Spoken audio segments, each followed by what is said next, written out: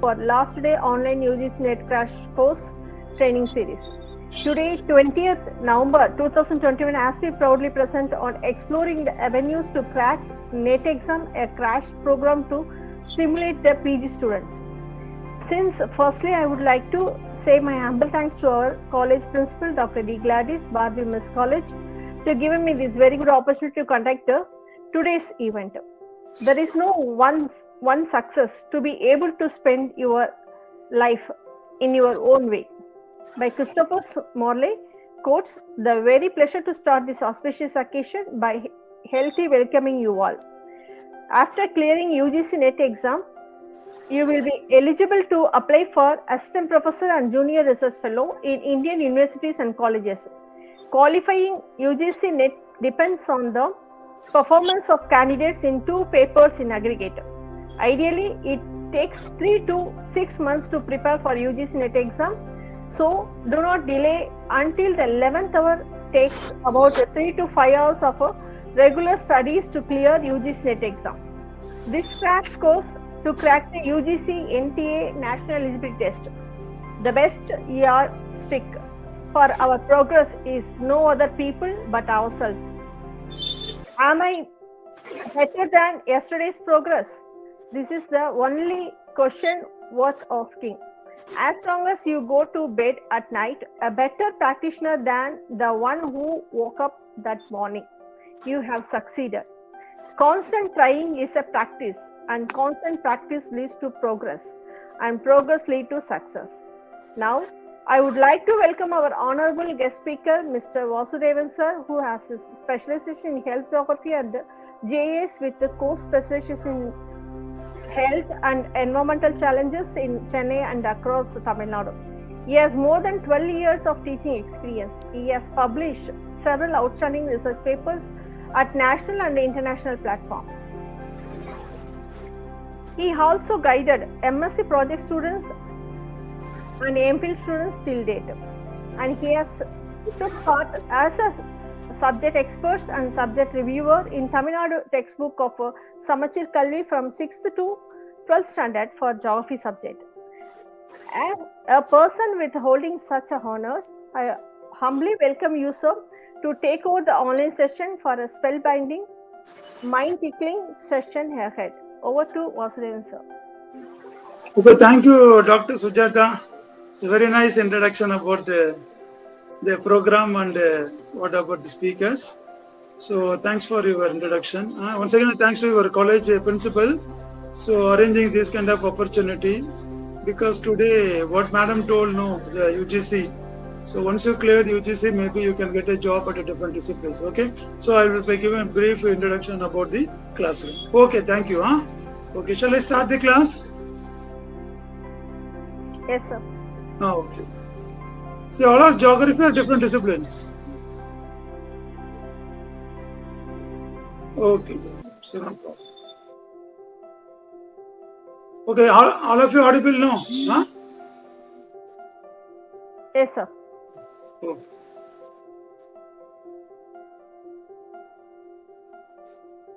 Okay, so I'll do one thing. So I will take only audio. Yes.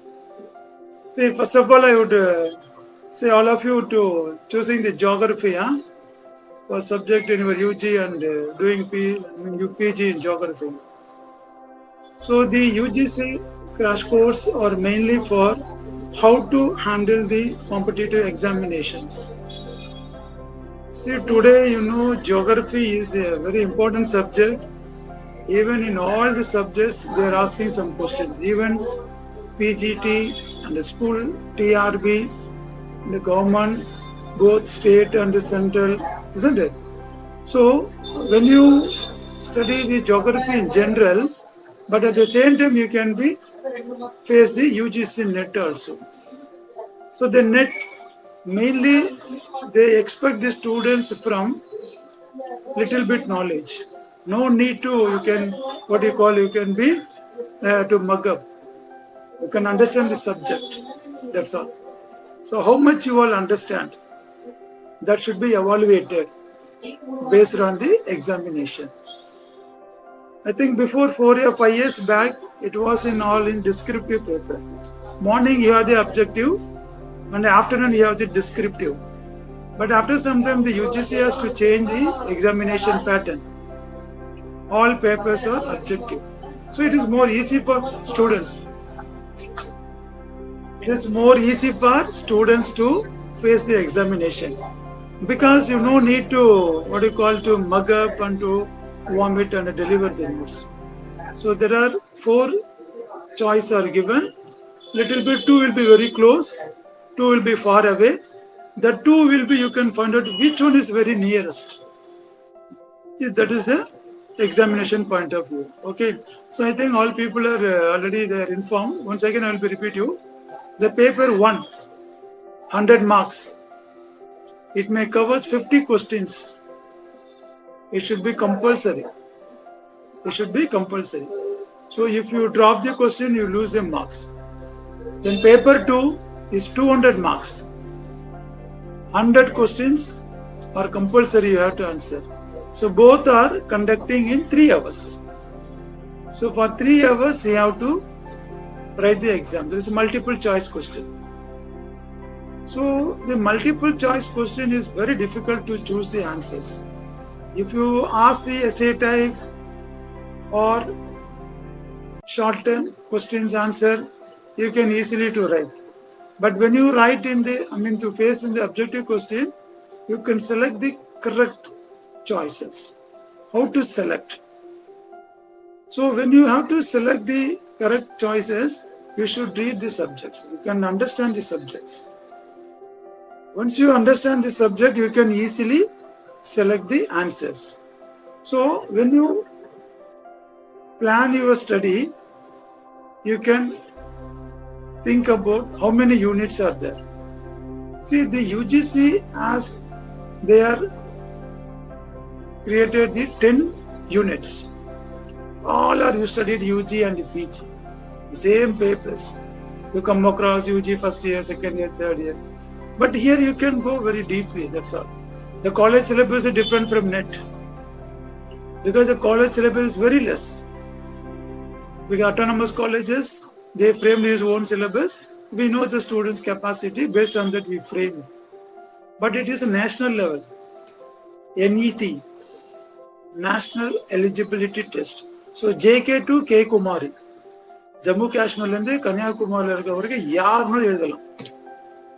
So ஒரு queen மேரிஸோ பிரசிடென்ஸோ Bharathi உமன்ஸோ கிடையாது. உங்க கூட எழுதுறவங்க any college any university, even கரஸ்பாண்டன்ஸ்ல MSc முடிச்சா கூட எழுதலாம். ஸோ அப்போ நாம எப்படி ப்ரிப்பேர் பண்ணணும் பாருங்க.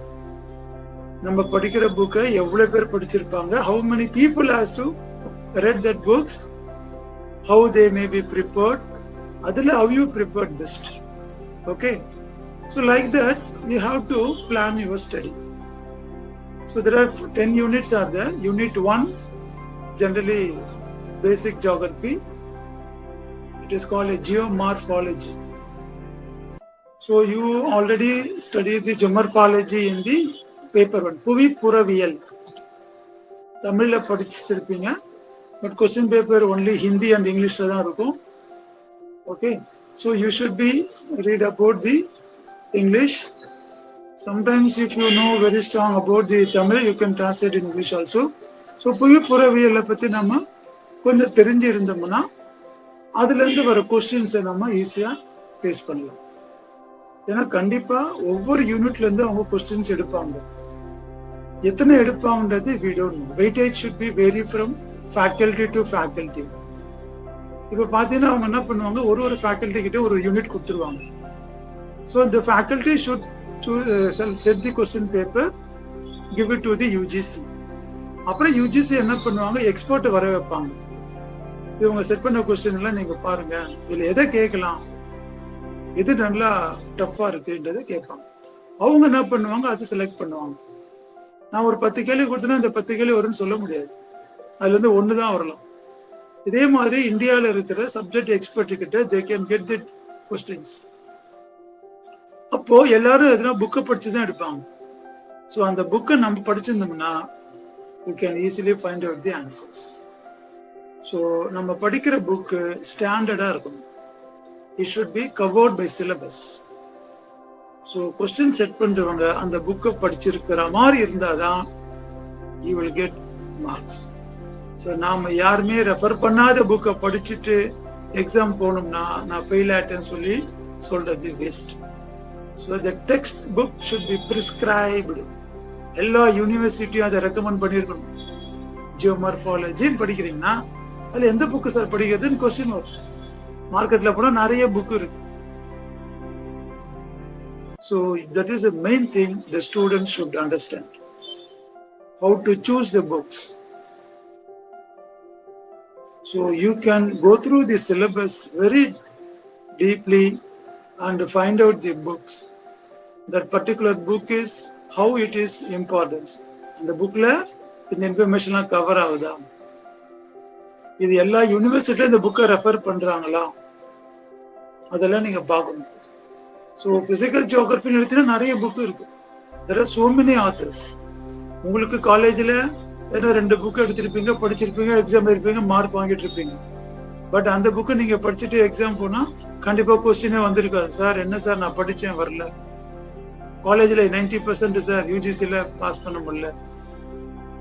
That is you are not selected the good book. So selection of book is very important.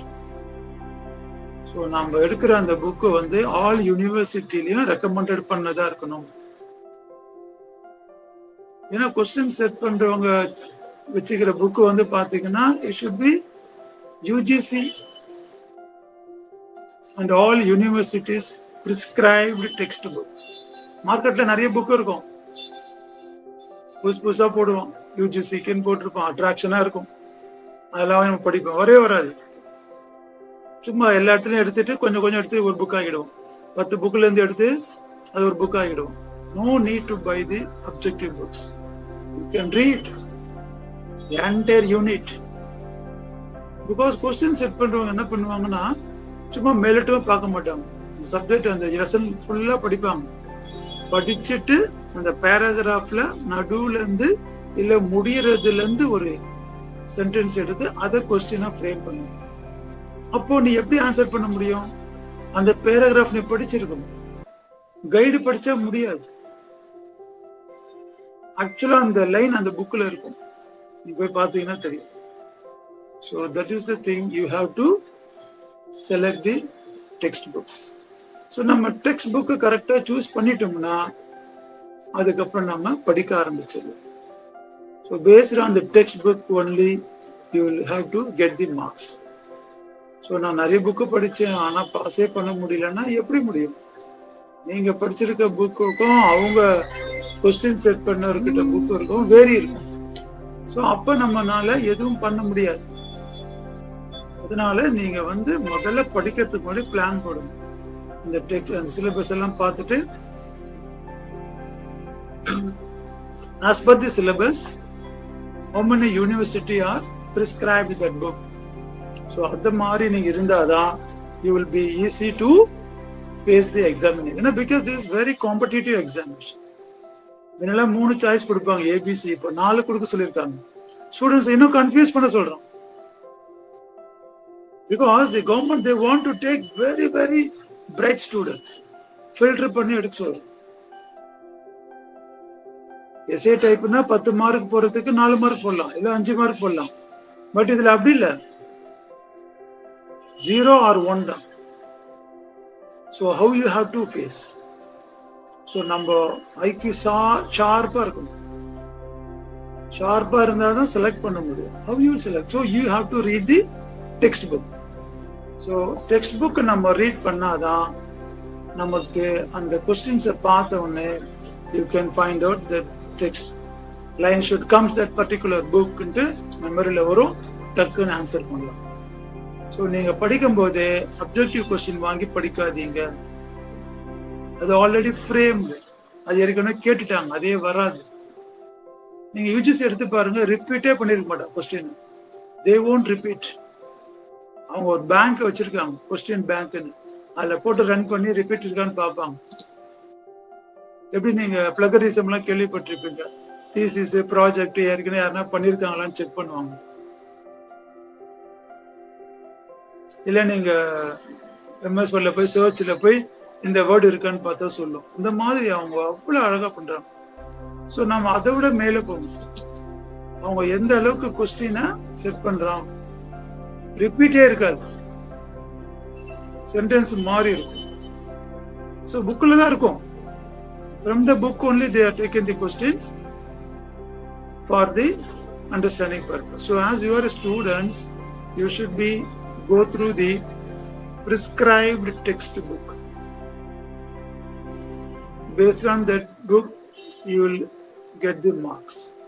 Okay. So book எப்படி சூஸ் பண்ணுறது சொல்லி கொடுத்துட்டு, அடுத்தது எப்படி படிக்கணும் சார்? ஒரு யூஜிசி எக்ஸாம் நம்ம ஃபேஸ் பண்ண போறோம். இதுக்கு எலிஜிபிலிட்டி இருக்குன்னு சொல்லியிருக்கேன். பிஜி ஃபர்ஸ்ட் இயர் இருந்தா போதும். பிஜி முடிச்சவங்க தான் எழுதணும் கிடையாது. ஃபைனல் இயர் ஸ்டூடெண்ட்ஸ் எழுதலாம். எப்போ எழுதலாம்னா ஃபர்ஸ்ட் இயர்ல அரியர் இருக்கக்கூடாது.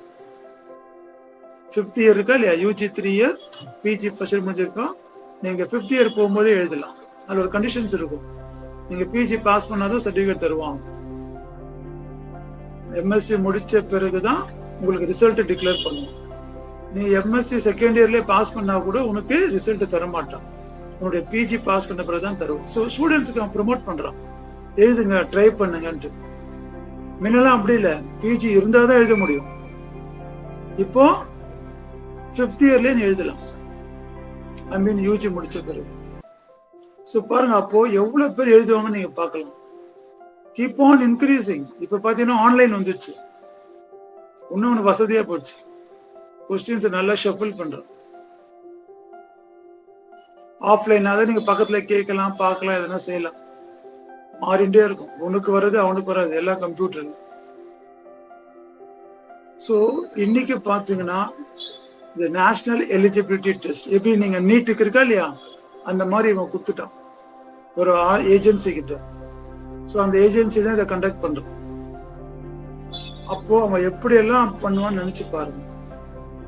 ஸோ நீங்க ப்ராக்டிஸ் பண்ணி முடிச்ச உடனே கம்ப்யூட்டர்ல நீங்க ப்ராக்டிஸ் பண்ணணும்.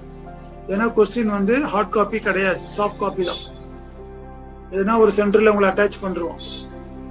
ஒரு ஐடி கம்பெனி இருக்கா இல்லையா, அந்த ஐடி கம்பெனில அவன் பேசிப்பான், இந்த டேட்ல பசங்க வருவாங்க, நீங்க அங்க போய் லேப்ல உட்காரணும். உங்களுக்கு ஒரு சிஸ்டம் அலோகேட் பண்ணிருவாங்க, லாகின் பண்ணி விட்டுருவான். கொஸ்டின்ஸ் இருக்கும், நீ பார்த்து மூவ் பண்ணிட்டே இருக்கலாம். டைம் முடிஞ்சா ஆட்டோமேட்டிக்கா க்ளோஸ் ஆயிடும். ஸோ முன்னெல்லாம் ஹார்ட் காப்பி கையில கொடுப்பாங்க, படிக்கலாம், திருப்பலாம், ஒர்க் அவுட் பண்ணலாம், இல்ல பேஜை திருப்பி பார்க்கலாம். பட் கம்ப்யூட்டர்ல நமக்கு கான்சன்ட்ரேஷன் போயிடும். ஸோ அப்போ உங்களுடைய மெத்தட் ஆஃப் டீச்சிங்கை நீங்க ஐ மீன் லேர்னிங்கை மாத்திக்கணும். சிஸ்டம் ஓரியன்டா இருக்கும். சிஸ்டம்ல எப்படி வரும், எப்படி படிக்கணும். ஏன்னா நீங்க ஹார்ட் காப்பில பார்க்கும்போது தெரியும், ஸ்கிரீன்ல பார்க்கும்போது டிஃபரன்ஸ் தெரியாது, எல்லாம் ஒரே இதுவா இருக்கும். எங்க கம்மா போட்டிருப்பான், எந்த சென்டென்ஸ் கேப்ஸ்ல இருக்கும், போல்டுல இருக்கும், அவன் என்ன கேட்கிறான்றது நம்ம புரிஞ்சுக்கிறதுக்கே லேட் ஆகும். சோ நீங்க பாருங்க, 3 ஹவர்ஸ்ல எத்தனை கொஸ்டின் ஆன்சர் பண்ணணும்? 150 கொஸ்டின்ஸ் ஆன்சர் பண்ணணும். எவ்வளவு? 3 மணி நேரத்துல 150 கொஸ்டின்ஸ். அப்போ 1.5 மணி நேரத்துல 75 கேள்வி ஆன்சர் பண்ணணும். அப்படியே பாருங்க எவ்வளவு டைட்டா இருக்கு பாருங்க. அப்போ நீங்க வாயிலே படிக்க முடியாது, கண்ணுல தான் படிக்கணும். You can read your eyes. அந்த அளவுக்கு நீங்க என்ன பண்ணும், உங்களை தயார்படுத்திக்கணும். So you should develop your skill I reading, maybe eyes reading சொல்லுவாங்க, கண்ணாலே படிக்கிறது. எப்படி sir? Yes, you can see your eyes, automatically உள்ள ரீட் பண்ணிட்டே இருப்ப, வாயில படிக்கூடாது. only eyes can read your letters. உடனே பிரெயின் ஆக்டிவ் பண்ணி ஆன்சர் சொல்லும். பிகாஸ் ஸ்கிரீன்ல பார்க்கும்போது உங்களுக்கு வாய் விட்டு படிக்க முடியாது. பேப்பர்ல எல்லாம் படிக்கலாம், ஸ்கிரீன்ல you can read by only your eyes. So once the eyes will capture the text, they process in your brain and they can shows the answer. So you keep on to practice. 3 hours, 150 questions, 300 marks. So ஒரு கேள்விக்கு 2 mark நம்ம தராங்க. புரியுதா? So நாம weightage அதிகமாக எடுக்கணும். So சில topic நமக்கு ஹார்டாக இருக்கும், அதை ட்ராப் பண்ணிடலாம், தப்பே இல்லை. ஈஸியான டாப்பிக்கை நல்லா படிங்க, ஸ்கிப் பண்ணிடலாம், தப்பே இல்லை. 10 யூனிட் தரவா இருக்கணும் கிடையவே கிடையாது, நாட் அட் ஆல், யாராலே முடியாது. ஒரு 80% படிச்சாலே போதும். So if you read out of 80%, definitely you will get 70% marks. அவர் கட் ஆஃப் வச்சிருப்பான் யூஜிசியில், உங்களுக்கே தெரியும். Every year they can put. முன்னெல்லாம் அப்படி இல்லை, பாஸ் பண்ணாலே பாஸ். இப்போ பேப்பர் 1க்கு இவ்வளோ எடுத்துருக்கணும், 2க்கு இவ்வளோ எடுத்துருக்கோம், 2 சேர்ந்து இவ்வளோ எடுத்துருக்கணும்ன்ற. ஒரு பையன் பேப்பர் 1ல ஃபெயில் ஆயிட்டான், பேப்பர் 2ல நல்ல மார்க் எடுத்துட்டான், ஆனா ஃபெயில் தான். ஒரு பையன் பேப்பர் 1லயே நல்ல மார்க், 2ல கொஞ்சம் ஆவரேஜ், ரெண்டுத்தையும் கூட்டினா அந்த இது டச் ஆகல, அவனும் ஃபெயில். ஸோ ஒரு மார்க்ல கூட போவாங்க. நீங்க எழுதுற செமஸ்டர் எக்ஸாம் மாதிரி கிடையாது, 40 எடுத்தா பாஸ். யூஜிசி அப்படி கிடையாது, அவனுக்கு எவ்வளவு தேவையோ அதில் நிறுத்திடுவான் கட் ஆஃப். 500 பேர் ஜியோகிராஃபி இந்த வாட்டி கொடுக்கணும், ரிசல்ட் டாப்ல இருந்து 500 கட் பண்றாங்க, முடிஞ்சு போச்சு. ஸோ நாம பாஸ் பண்றது இங்க முக்கியமே கிடையாது, how much score you are taking. Everybody can pass. அங்க பாஸ் ஃபெயிலே கிடையாது, அங்க மார்க் தான் அங்க. So you have to get highest marks. Each year the UGC should allocate the subject wise. Physics-க்கு இவ்வளோ, கெமிஸ்ட்ரிக்கு இவ்வளோ, ஜியோகிராஃபிக்கு இவ்வளோ, அதுல வர கம்யூனிட்டி வர இருக்கு. ஓசி இருக்கும், ஓபிசி இருக்கும், எஸ்சி எஸ்டி இருக்கும், isn't it? ஸோ நம்ம இதெல்லாம் பார்க்காம நம்ம ஓசியில வரத்துக்கு ஹையஸ்ட் மார்க்கை எய்ம் வச்சுக்கணும். ஸோ இதெல்லாம் டெக்னிக்கல் பாயிண்ட் ஆஃப் வியூ தெரிஞ்ச பிறகு படிக்க ஆரம்பிங்க. சும்மா படிச்சுட்டே இருந்தா பாஸே பண்ண முடியாது. கிரிக்கெட் மேட்ச் ஆடணும் ஆசை இருக்கு, கையில கிளவுஸ், பேட்டு, பேடு எல்லாம் கொடுத்துட்டு ஆட முடியுமா? முடியாது. Before you should have practice. Unless otherwise, without practice you can't do anything. So practice how it comes. Day to day you should read. So நாம ஒரு 300 மார்க் எடுக்கிறதுக்கு என்னென்னலாம் பண்ணலாம்ன்றதை we can plan that. So 100 questions பார்த்தீங்கன்னா pure subject, நீங்க அதுல தான் score பண்ணலாம். 100 கொஸ்டினுக்கு 200 மார்க் தரோம். Geography first GK 50 question. அதுல உங்களுக்கே தெரியும், ஜிகே வந்து கொஞ்சம் கேட்டுக்கங்க, வெறும் ஜியோகிராஃபியை படிச்சுட்டு ஜிகேல ஃபெயில் ஆயிடுவோம் நிறைய பேர். பேப்பர் 2ல நல்ல மார்க் எடுத்திருப்பான், பேப்பர் 1ல எடுத்திருக்க மாட்டான், அவனும் ஃபெயில் ஆயிருப்பான். ஸோ அதெல்லாம் நீங்க படிக்கும் போது பேலன்ஸா படிக்கணும், ஒன்னுக்கும் இம்பார்ட்டன்ஸ் கொடுங்க. Paper 1 is common for all.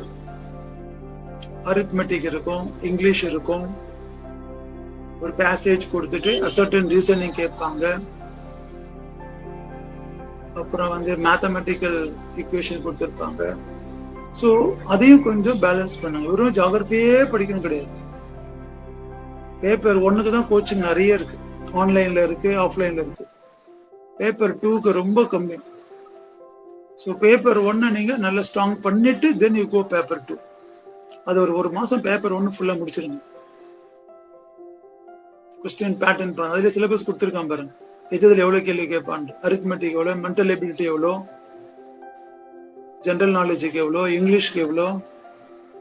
So நீங்க இதெல்லாம் பிரிச்சு பார்த்துட்டு அதுல எது உங்களுக்கு ஈஸியா இருக்கோ அதுக்கு இம்பார்ட்டன்ஸ் அதிகமா கொடுங்க. நம்ம எல்லாத்தையும் படிக்கணும் வேண்டாம், விட்டுடலாம் சிலதெல்லாம், நோ ப்ராப்ளம். ஸோ அங்க ஒரு நம்பர் 40 கொஸ்டின்ஸ்க்கு ஆன்சர் பண்ணா போதும். 50 கொஸ்டின்ல நம்ம ஒரு 30 எடுத்தாலே போதும், டியூட்டி தான். 30 கொஸ்டின்ஸ் கரெக்டா அடிச்சிட்டீங்கன்னா நீங்க கான்ஃபிடென்ட் வந்துடும், ஓகே நம்ம பேப்பர் 2ல ஒரு அடிச்சிடலாம். ஸோ நீங்க 50க்கு 50 அடிக்கணும்ன்றது ரொம்ப கஷ்டம், முடியாதெல்லாம் ஒண்ணும் இல்லை. You to have more practice. So keep on to see the questions. ஒரு கொஸ்டினை பார்க்கும்போது புதுசா உங்களுக்கு வரும். You think about answering the question is easy than the framing the question.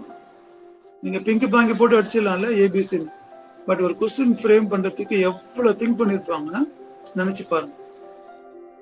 So அப்போ நம்ம அவங்கள ஹேண்டில் பண்ணோம்னா நம்ம எப்படி ஆன்சர் பண்ணணும் பாருங்க. So one question is very powerful. Answer இருக்கும், ஆனா இருக்காத மாதிரி இருக்கும்.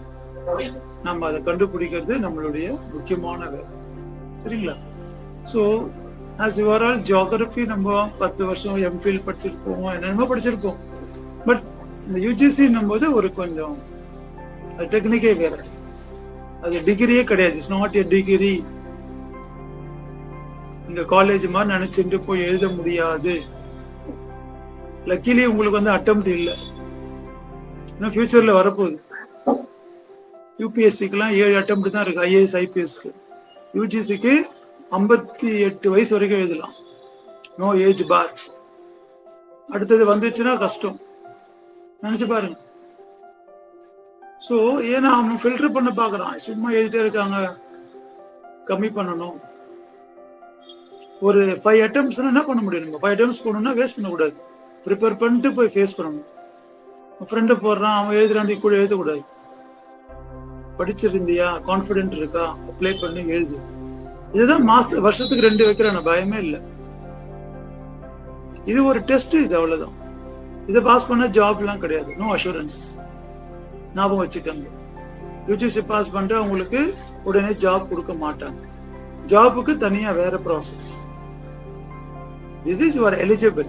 எப்படி நீங்க டிகிரி இருந்தாதான் வேலைக்கு அப்ளை பண்ண முடியுமோ, நெட் பாஸ் பண்ணாதான் வாத்தியார் வேலைக்கு அப்ளை பண்ணலாம், வேற ஒண்ணும் இல்லை.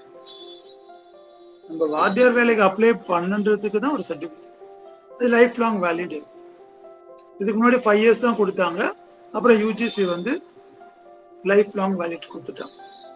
ஸோ அப்போ நம்ம பார்க்கணும், லைஃப் லாங் கொடுக்குறான்னா அவன் எப்படி எதிர்பார்ப்பான். ஸோ நம்ம நாலேஜை அவன் எப்படி எல்லாம் டெஸ்ட் பண்றான்றதை நீங்க திங்க் பண்ணணும். ஸோ இது ஒரு எப்படி சொல்றது, நீங்க சாதாரணமா எடுத்துக்க முடியாது. யூஜிசி பயங்கரமா ஒரு ஆர்கனைசேஷன். அவங்க டே டு டே ஒர்க் பண்ணிட்டே இருக்காங்க, பிளான் பண்ணிட்டே இருக்கிறாங்க. Bright students they want. So day to day என்ன சேஞ்சஸ் இருக்கு, அதை யார் அப்டேட் பண்றாங்க, அதுதான் அவன் கேட்கறான். ஸோ நம்ம காலேஜில் அவுட்ஸ்டாண்டிங் ஸ்டூடெண்டா இருப்பான், ஃபர்ஸ்ட் கிளாஸ் எடுத்திருப்பான், யூஜிசி பாஸ் பண்ணிருக்க மாட்டான். காலேஜில் டல்லா இருப்பாங்க, சைலண்டா இருப்பான், பாட்டு வருவான் போவான். ஆனா யூஜிசி பாஸ் பண்ணிருப்பான். எப்படின்னு கேட்டா டெக்னிக் தான். ஸோ நம்ம அந்த டெக்னிக்கை ரீச் பண்ணிட்டோம்னா we can easily to pass. So paper 1க்கு நிறைய பேர் இம்பார்ட்டன்ஸ் தர மாட்டாங்க, நீங்க கொஞ்சம் அதை பார்க்கணும். ஏன்னா பேப்பர் 1ல அந்த கட் ஆஃப் எடுத்தாதான் பேப்பர் 2 வேலிடேட் பண்ணுவாங்க. ஸோ நீங்க அதால ஜியோகிரபியை மட்டும் படிச்சுட்டு இருந்து அதை விட்டுறாதீங்க. அதையும் நல்ல டஃப்பாக தான் இருக்கும், ஏன்னா எல்லாருமே அது ஃபேஸ் பண்றது. நாட் ஓன்லி ஜியோகிரபி, இருக்கிற 40 சப்ஜெக்டாலும் ஃபேஸ் பண்ணுவோம், economics, commerce, political science. So இதை நீங்க திங்க் பண்ணி ஒர்க் பண்ணணும். அப்புறம் இன்னொன்று இருக்கு, ஆக்சுவலாக உங்களுக்கு பார்த்தீங்கன்னா எர்த் சயின்ஸ் போட்டிருக்காங்க. ஸோ நான் எனக்கு போடும்போதே ஒரு இது மேடம்கிட்ட பேசுனேன்னா, மேடம் எர்த் சயின்ஸ் போட்டுக்கிறீங்கன்னு. ஆக்சுவலாக பார்த்தீங்கன்னா பியூர் சயின்ஸ் பசங்க அதை எழுதலாம், அதில் லக்கிலி ஜியோகிரபியும் அதில் எழுதலாம். ஆனால் நிறைய ஸ்டூடெண்ட்ஸ் நெட்டு தான் எழுதுவாங்க, அது போக மாட்டாங்க ஐசிஎஸ். ஏன்னா செய்யறது ரொம்ப கஷ்டமா இருக்கும். அது பியூர் சயின்ஸ் பார்த்தீங்கன்னா எல்லாம் எர்த் அண்ட் அட்மாஸ்பரிக் சயின்ஸ் அப்படி உள்ள போயிடுவோம்.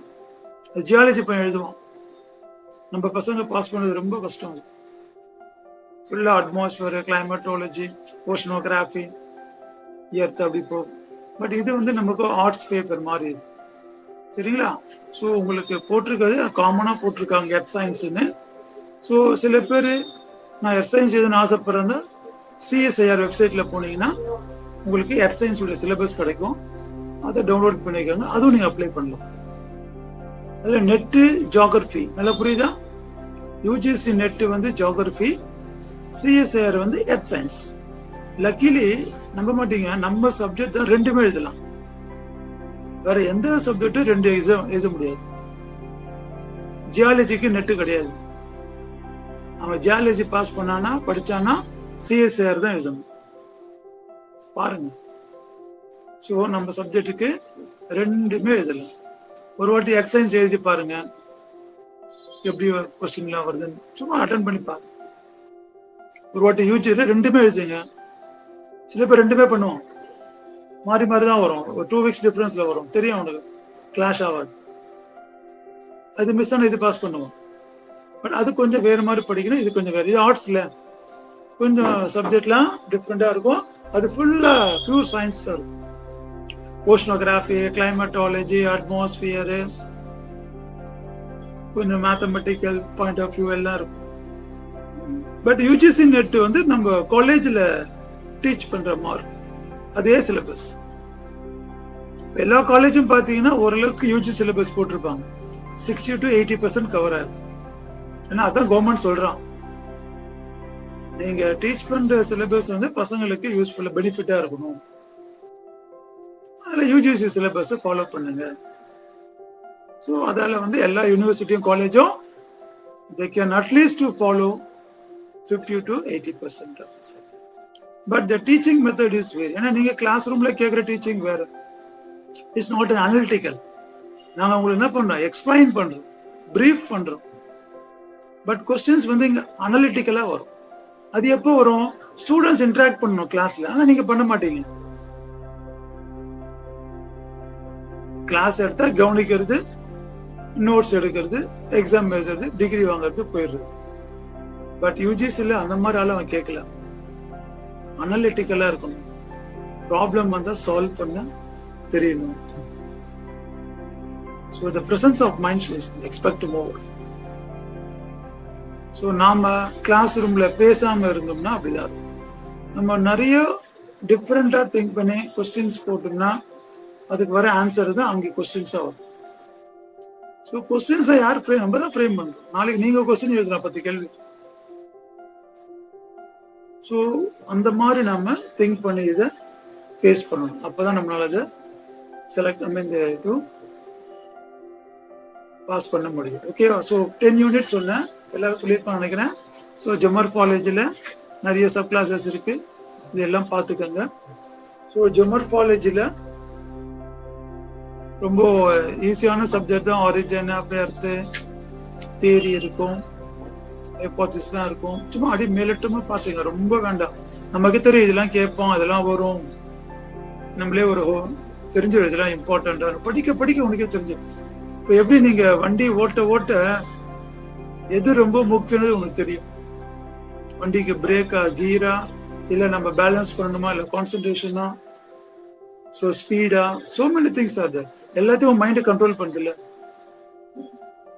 அதே மாதிரி அந்த சப்ஜெக்டை பார்த்தோன்னு இதெல்லாம் வராது, இதெல்லாம் வரும், உங்களுக்கு தெரியும். வெயிட்டேஜ் எது கொடுப்பான், எது கேட்பான். பேங்கியான்றோம். ஒரு Pangaea means what, questions choice கொடுப்பான். Pangaea it is a land masses. பேங்கியானா லேண்டை பத்தி படிக்கிறது. பாந்தலாசா, இதெல்லாம் டெக்னிக்கல் வேர்டு, இப்படிதான் வரும். நாங்க ஜாகிரபி டேட்டா எல்லாம் கேட்க மாட்டான். பாந்தலாசானா அது ஜாகிரபியான்னு யோசிக்க கூடாது, அது ஜாகிரபியில இருக்கு அந்த வேர்டு. பாந்தலாசானா வாட்டர் பாடிஸ். கோண்டுவானா லேண்டுன்னு கேட்பான். இதுதான் கேட்கறான். பையன் புரிஞ்சிருக்கானான்னு பாக்குறான்.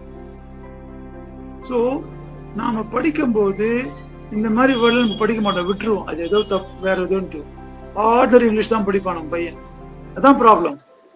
கஷ்டமான இருக்க வேர்டை தான் படிக்கணும், அதுதான் கொஸ்டின்ஸா வரும்.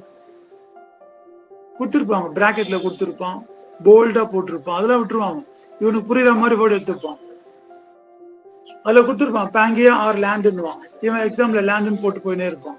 அது எதுக்கு ஞாபகம் வச்சுக்கணும்? So that is the main thing. You can read by technical point of view. You can read. So geomorphology இதுதான். சியால் என்னன்னு கேட்போம். What is sial? Silica and aluminium, SiAl. So நீங்க ஜெமர்ஃபாலஜில அதுல தேரியில படிச்சிருந்தா எல்லாம் சொல்லிடலாம் ஒரிஜின் ஆஃப் எர்த்ல. ஸோ இன்டீரியர் ஆஃப் தி எர்த்ல நிறைய கொஸ்டின்ஸ் கேட்கலாம். ஸோ ஆல் கொஸ்டின்ஸ்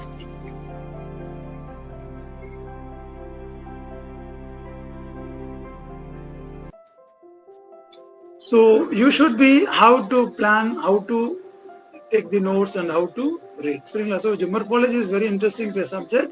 நீங்க நல்லா ஒரு நல்ல புக்கு, பிரிஸ்கிரைப்டு புக்கு மட்டும் பாருங்க, வேற எதுவும் பார்க்காது. எல்லா புக்லயும் இருக்கும், பட் அதெல்லாம் வந்து நமக்கு எக்ஸாம் வராது. யூஜிசி பிரிஸ்கிரைப்டு டெக்ஸ்ட் புக்கை படிச்சுட்டு எக்ஸாம்ல போனீங்கன்னா கண்டிப்பா நீங்க பாஸ் பண்ணிடலாம். ஓகேவா? ஸோ அடுத்தது கிளைமேட்டாலஜி. எஸ், நம்ம யூஜில இருந்து எடுத்திருப்பாங்க கிளைமேட்டாலஜி. இன்னைக்கு நம்ம டே டு டே அதை பத்தி தான் பேசிட்டு இருக்கோம். ஸோ கிளைமேட்டாலஜிக்கு ஒரு புக் இருக்கு, நல்ல பிரிஸ்கிரைப்டு புக். இப்போ நான் என்ன சொல்லுவேன்னா, கிரிச்ஃபீல்ட் இருக்கு, டிஎஸ் லால் இருக்கு. இவங்க 2 ஆத்தரும் ரொம்ப அருமையா இருக்கு. எல்லா எக்ஸாமுக்கும் மோஸ்ட்லி இந்த புக்ல தான் எடுக்கிறாங்க. ஏன்னா ஜியோமார்ஃபாலஜி நீங்க கேட்கலாம், என்ன புக் சார், ஸ்பெக்ட்ரம் இருக்கு. ஏன்னா பிசிக்கல் ஜியாகிரபி புக்ல நிறைய கவர் ஆகுது ஜியோமார்ஃபாலஜிய. ஸோ நம்ம ஒரு புக்கை சூஸ் பண்ணும்போது அந்த புக்குல இருக்கிற சிலபஸும் நம்ம நெட்ல இருக்க சிலபஸும் ஓரளவுக்கு கவர் ஆகணும். அந்த மாதிரி நீங்க எடுக்கணும். இல்ல நீங்க புக்கு நல்லா படிச்சுட்டு கொஸ்டினை பார்த்தீங்கன்னா, இந்த கொஸ்டின்ஸ் இந்த புக்ல இருந்து தான் எடுத்திருக்காங்க, உடனே அந்த புக்கை விடக்கூடாது, படிச்சுக்கணும். ஓ, அப்போ செட்டர் வந்து இந்த புக்கை தான் ஃபாலோ பண்றாங்கன்றதை நம்ம தெரிஞ்சுக்கணும். ஸோ ஒரு புக்லயும் பார்த்தீங்கன்னா you can see the questions. அதுக்கு தான் I refer students try to read the books. புக்கை படிங்க. புக்கை படிக்கும்போது அந்த ஆத்தரை மைண்ட்ல வச்சுக்கோ. ஒரு பஸ் ஏறுற, கண்ண முடியும்னா பஸ் ஏறுவீங்க. பஸ் நம்பர் பார்த்து தானே உள்ள ஏறுவீங்க. ஏறிட்டு டிரைவர் கண்டக்டர் கிட்ட இந்த இடம் போகுமா கேட்டா சிரிக்க மாட்டான். நமக்கு தெரியும் இந்த பஸ் தான் நம்ம இடத்துக்கு போகும், இந்த பஸ்ல தான் ஏறணும், நமக்கு ஆல்ரெடி ஃபிக்ஸ். அந்த மாதிரி நீங்க அந்த புக்கை தான் படிக்கணும். ஏதோ ஒரு புக்கு கொடுத்தாங்க படிச்சேன்னா போய் எக்ஸாம்ல பேஸ் பண்ண முடியாது. நான் இந்த புக்கு தான் படிக்கணும், இதுதான் வேணும்ன்றத you can select. So selection of book தான் பெரிய ப்ராப்ளமா இருக்கு ஸ்டூடெண்ட் கிட்ட. மார்க்கெட்ல கிடைக்கிறதெல்லாம் வாங்கி படிக்கிறாங்க, அதெல்லாம் வேஸ்ட்டு. அதெல்லாம் சும்மா எக்ஸாமுக்கு போடுவான், அதோட அவ்வளோதான், அதோட வேல்யூ போயிடும். புக்கு படிச்சீங்கன்னா தான் உங்களுக்கு அப்படியே அந்த ஃப்ளோ வரும், ரன்னிங்லேயே வரும். ஒரு யூனிட் முடிஞ்சோடனே அடுத்த யூனிட் அப்படியே போகும், அதில் கண்டினியூட்டி இருக்கும். ஸோ கிளைமேட்டாலஜி அகைன் ரொம்ப முக்கியம். நிறைய இப்போ பேசிக் கிளைமேட்டிக் கண்டிஷன்ஸ் சேஞ்சஸ் ஆகுது, அதுக்கு கொஸ்டின்ஸ் நிறைய வரலாம். இதெல்லாம் பார்த்தீங்கன்னா வேர்ல்டு தான் நீங்கள் படிக்கணும். இந்தியாவிலேயும் கொஞ்சம் லைட்டாக வரும், தனியாக இருக்கு யூனிட், இந்தியான்னு கொடுத்துருக்கான். பட் இங்கே நீங்கள் பார்க்கறது எல்லாமே இது வேர்ல்டு தான், வேர்ல்டு கிளைமேட்டாலஜி. ஸோ என்னென்ன ரீஜன்ஸ் இருக்கு, ஈவன் இப்போ லேட்டஸ்டாக உங்களுக்கு என்னென்ன ப்ராப்ளம், சைக்ளோன்ஸ், டிப்ரெஷன்ஸ், அதில் நிறைய இந்த ஆன்டி சைக்ளோன்ஸ். ஸோ இதெல்லாம் டயக்ராம் வரைஞ்சி கேட்பான், என்ன சைக்ளோன் கேட்பான், அது low pressure high pressure. So கிளைமேட்டாலஜியில் டேர்ம்ஸ்லாம் கொஞ்சம் நல்லா டிஃப்ரெண்ட்டாக இருக்கும். உங்களை கன்ஃபியூஸ் பண்ணுறதுக்காக கொஸ்டின் செட் பண்ணும்போது கிளைமேட்டாலஜியில் ஒரு 10 கேள்வி எடுப்பான், ஜியோமார்ஃபாலஜியில் ஒரு 4 கேள்வி எடுக்கலாம். ஸோ 10 யூனிட் இருக்கா இல்லையா? ஸோ 10 யூனிட்ல 100 கேள்வி எடுக்கணும். அப்போ எப்படி எடுப்பான்? ஒவ்வொருத்தனையும் 10 எடுக்கணும், கரெக்டா? ஸோ யூனிஃபார்மா எடுத்தா என்ன வரும்? 100 கேள்வி வரும். அப்போ நமக்கு தெரியுமா 10 கேள்வி தான் வரும்ன்ட்டு சொல்ல முடியாது. சில யூனிட்ல கொஞ்சம் கம்மி பண்ணி சில யூனிட்ல அதிகமா கேட்பான், இம்பார்ட்டன்ஸ் இல்லாம இருக்கும். நான் அதுதான் சொன்ன பாருங்க, நீங்க ஒரு 6-7 யூனிட் தர வந்தீங்கன்னா உங்க கையில ஒரு 70 மார்க் இருக்கு. 10 யூனிட் நீங்க படிக்க வேணாம், நம்ம 100 எடுக்கணும் வேணே வேண்டாம். ஸோ ஒரு யூனிட்க்கு 10 கேள்வின்றது நமக்கு தெரிஞ்சிருச்சு. அந்த 10 கேள்வி எந்தெந்த டாபிக்ல வரும்ன்றது நமக்கு தெரியாது. ஏன்னா ஒரு யூனிட்ல மோர் தென் ஒரு 8 or 7 ஹெட்டிங்ஸ் இருக்கும், இருக்கா இல்லையா? அந்த ஹெட்டிங்ஸ் அவன் எதை எடுப்பான்னு நமக்கு தெரியாது. அதுதான் நான் ரீட் பண்ண சொல்றேன். சில கொஸ்டின்ஸ்லாம் பாத்தீங்கன்னா ரொம்ப சில்லியா இருக்கும், இதெல்லாம் வராதுன்னு நினைப்போம், பட் அதுதான் கேட்பாங்க.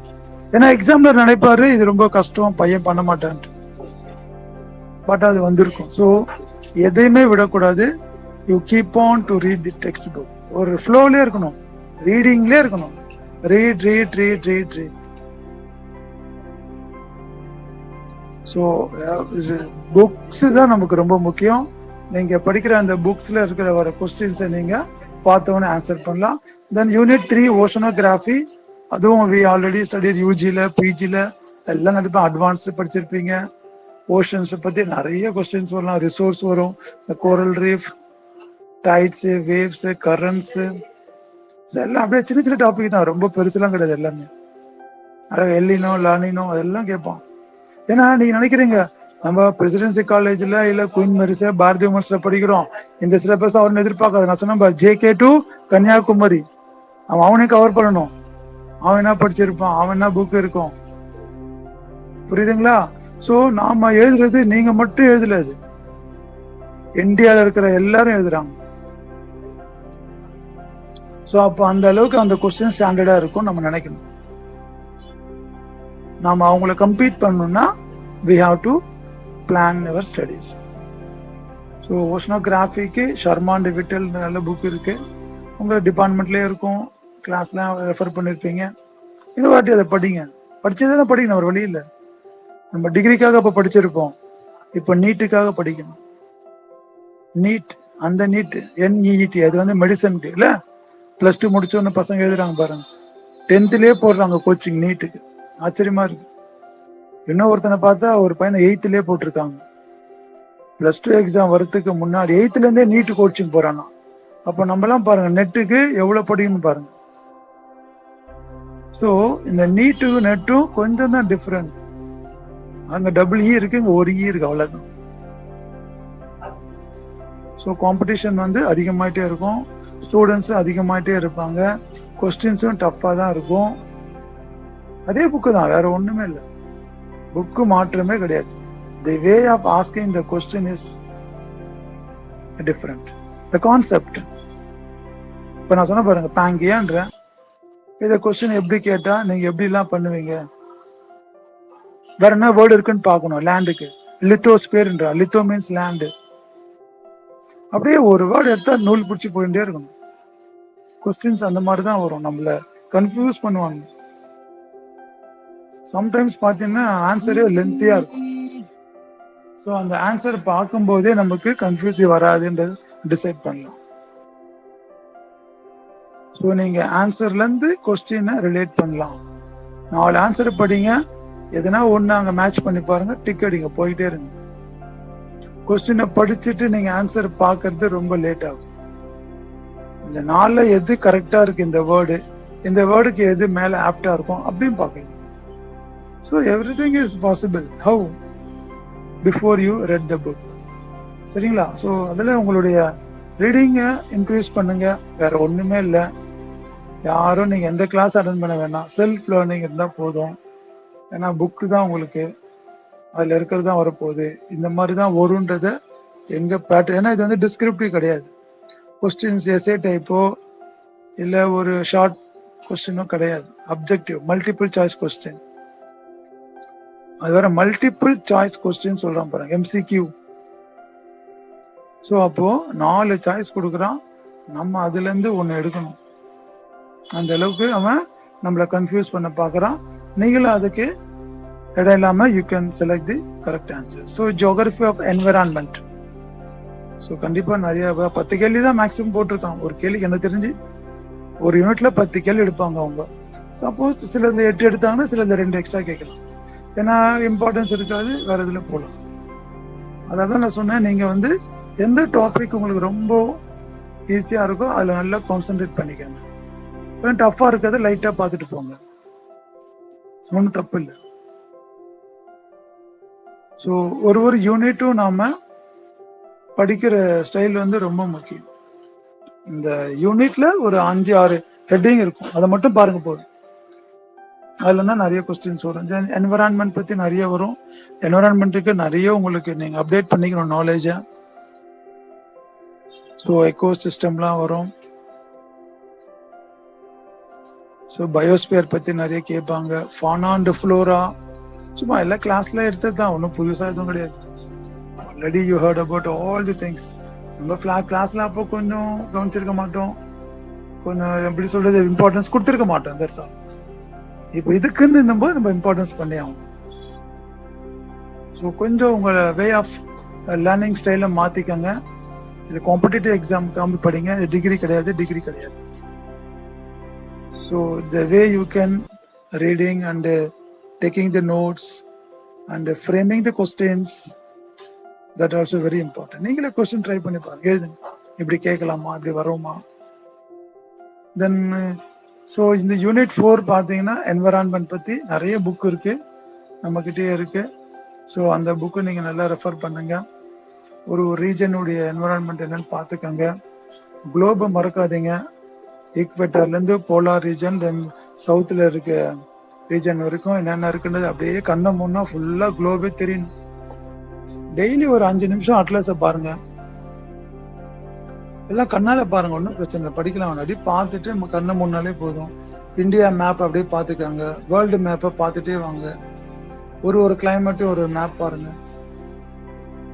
ஸோ அப்படியே பார்த்துட்டே வந்துட்டீங்கன்னா எல்லாமே பிரெயின்ல ஸ்டோர் ஆகிடும். நமக்கு அந்த இடம் வரும்போது டக்குன்னு ஆன்சர் கிடைக்கும். Then population and settlement geography. So இது பார்த்தீங்கன்னா ரொம்ப ஈஸி, நல்ல ஸ்கோரிங் இது டாபிக் இது. ஏன்னா நமக்கு நிறைய புக் இருக்கு. செட்டில்மெண்ட் ஜியோகிராஃபிக்கும் பாப்புலேஷன், கண்டிப்பா பாப்புலேஷன்ல நிறைய கொஸ்டின்ஸ் வரும். ஆப்டிமம் பாப்புலேஷன் டிஃப்ரெண்டா இருக்கும். நீங்க growth, டென்சிட்டி இதெல்லாம் வராது. அவனுக்கு தெரியும், பையன் அடிச்சு, இதெல்லாம் ஆர்டினரி வேர்டு. அவன் வேற மாதிரி எதிர்பார்ப்பான். ஜீரோ பாப்புலேஷன்னா என்ன, ஆப்டிமம் பாப்புலேஷன்னா என்ன, டைனமிக் பாப்புலேஷன், கொஞ்சம் டெக்னிக்கலா தான் கேட்பான் கொஸ்டின்.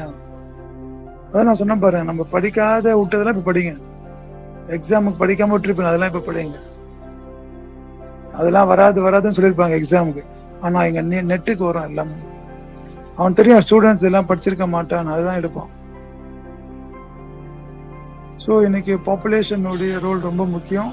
ஸோ இந்தியா பத்தியும் கேட்கலாம், இல்லை வேர்ல்டு பத்தியும் கேட்கலாம் அவன், இல்லை பர்த், டெத், மார்டாலிட்டி, அந்த ஃபார்முலா எல்லாம் பார்த்துக்கங்க. மார்டாலிட்டினா டெத்து தான். ஸோ ரேஷியோ எப்படி கண்டுபிடிக்கிறது, அந்த ஃபார்முலா அப்படியே மைண்ட்ல வச்சுட்டீங்கன்னா அந்த இடம் போகும்போது டக்குன்னு தெரியும். ஸோ ஸ்டேட்குள்ள எந்த ஸ்டேட்ல அதிகமாக பாப்புலேஷன் இருக்கு, சும்மா ஒரு 5 வருஷத்துக்கு கரண்ட் இயர் லாஸ்ட் இயர் ஞாபகம் வச்சுக்கோங்க, போகுது, ரொம்பலாம் வேண்டாம். So based on the population, so எப்படி டெவலப்மெண்ட் இருக்கு அப்படியே பார்க்கலாம். ஏன்னா உங்களுக்கு கொஸ்டின்லாம் பார்த்தீங்கன்னா ட்விஸ்ட்லாம் பண்ண மாட்டாங்க. ரொம்ப எப்படி சொல்றது, யூனிட் 3யும் 4ம் லிங்க் பண்ண மாட்டோம், தனித்தனியாக தான் வரும், பயப்படவே வேண்டாம். But UPSC exam, IAS exam எழுதுனா ட்விஸ்ட் பண்ணுவான். யூனிட் 2 4 லிங்க் பண்ணி கேட்பான் ஆன்சர். இங்க அப்படி கிடையாது, செப்பரேட். அந்த யூனிட்னா அதுல இருந்து தான் வரும், புரியுதுங்களா? ஏன்னா எல்லாம் அப்ஜெக்டிவ்ல, இது ட்விஸ்ட் பண்ண முடியாது. அங்க டிஸ்கிரிப்டிவ் ஒன்னு மைண்ட் டெஸ்ட் பண்ணுவான், அனலிட்டிக்கலா எழுதுறான்றான். இங்க எழுதுற வேலையே கிடையாது. Choose the correct answers. So செட்டில்மெண்ட்ல நம்மளுக்கே தெரியும், அர்பன் அண்ட் ரூரல் தான். அது கொஞ்சம் நல்லா பார்த்துக்கங்க. டைப்ஸ் எல்லாம் நல்லா பார்த்துக்கங்க, டயக்ராம்லாம் பார்த்துக்கங்க. ஸோ எந்தெந்த ஸ்டேட்டு, எந்தெந்த டிஸ்ட்ரிக்ட், எந்தெந்த டைப்ல முக்கியமானது. இப்போ பஞ்சாப் சொல்றேன், பிளான்ட் சிட்டி, டக்குன்னு ஒரு எக்ஸாம்பிள். இந்தியாவில் எத்தனை பிளான்ட் சிட்டி இருக்கு அப்படி பார்த்துக்கங்க. வேர்ல்டுல எப்படி இருக்கு பார்த்துக்கங்க. சும்மா ஒரு 10-15 காலையில் ஞாபகம் இருந்தா போதும், ரொம்பலாம் வேண்டாம். ஒரு 2 பேர் உங்களுக்குள்ளே டிஸ்கஷன் பண்ணிக்கங்க ஒரு டாபிக் எடுத்துட்டு. So you can share your knowledge. ஏன்னா நம்ம படிக்கிறத விட கேட்கறது மோர், அப்படியே நேரம் ஸ்டோர் ஆகுது. ஸோ பாப்புலேஷன் செட்டில்மெண்ட் ஜியோகிராஃபிக்கு ரெஃபர், நம்மகிட்டே நிறைய புக்ஸ் இருக்கு, பிரிஸ்கிரைப் டெக்ஸ்ட் புக் இருக்கு. அதில் இருக்க கண்டென்ட்ஸை பார்த்தீங்கன்னா உங்களுக்கு தெரியும் என்னென்ன டாபிக் வருதுன்ட்டு. அதை அப்படியே நீங்க ரெஃபர் பண்ணா போதும், சரிங்களா? ஸோ ஃபார் எக்ஸாம்பிள் இப்போ நான் ஒன்று சொல்றேன் உங்களுக்கு. இந்த யூனிட்லாம் படிக்கும்போது ஒரு நோட் போட்டுருங்க, சின்ன நோட்ஸ் போட்டு எழுத ஆரம்பிச்சிருங்க. புக்கில் மார்க் பண்ற வேலையே வேண்டாம். நீங்களே தனியாக ஒரு ஸ்கிரிப்டிங் பேட் மாதிரி வாங்கிட்டு டேட் போட்டு அந்த டேட்ல என்ன சப்ஜெக்ட் படிச்சீங்கன்றத மார்க் பண்ணி வச்சுக்கோங்க. ஒரு பிளான் போடுங்க, ஷெட்யூல் போடுங்க.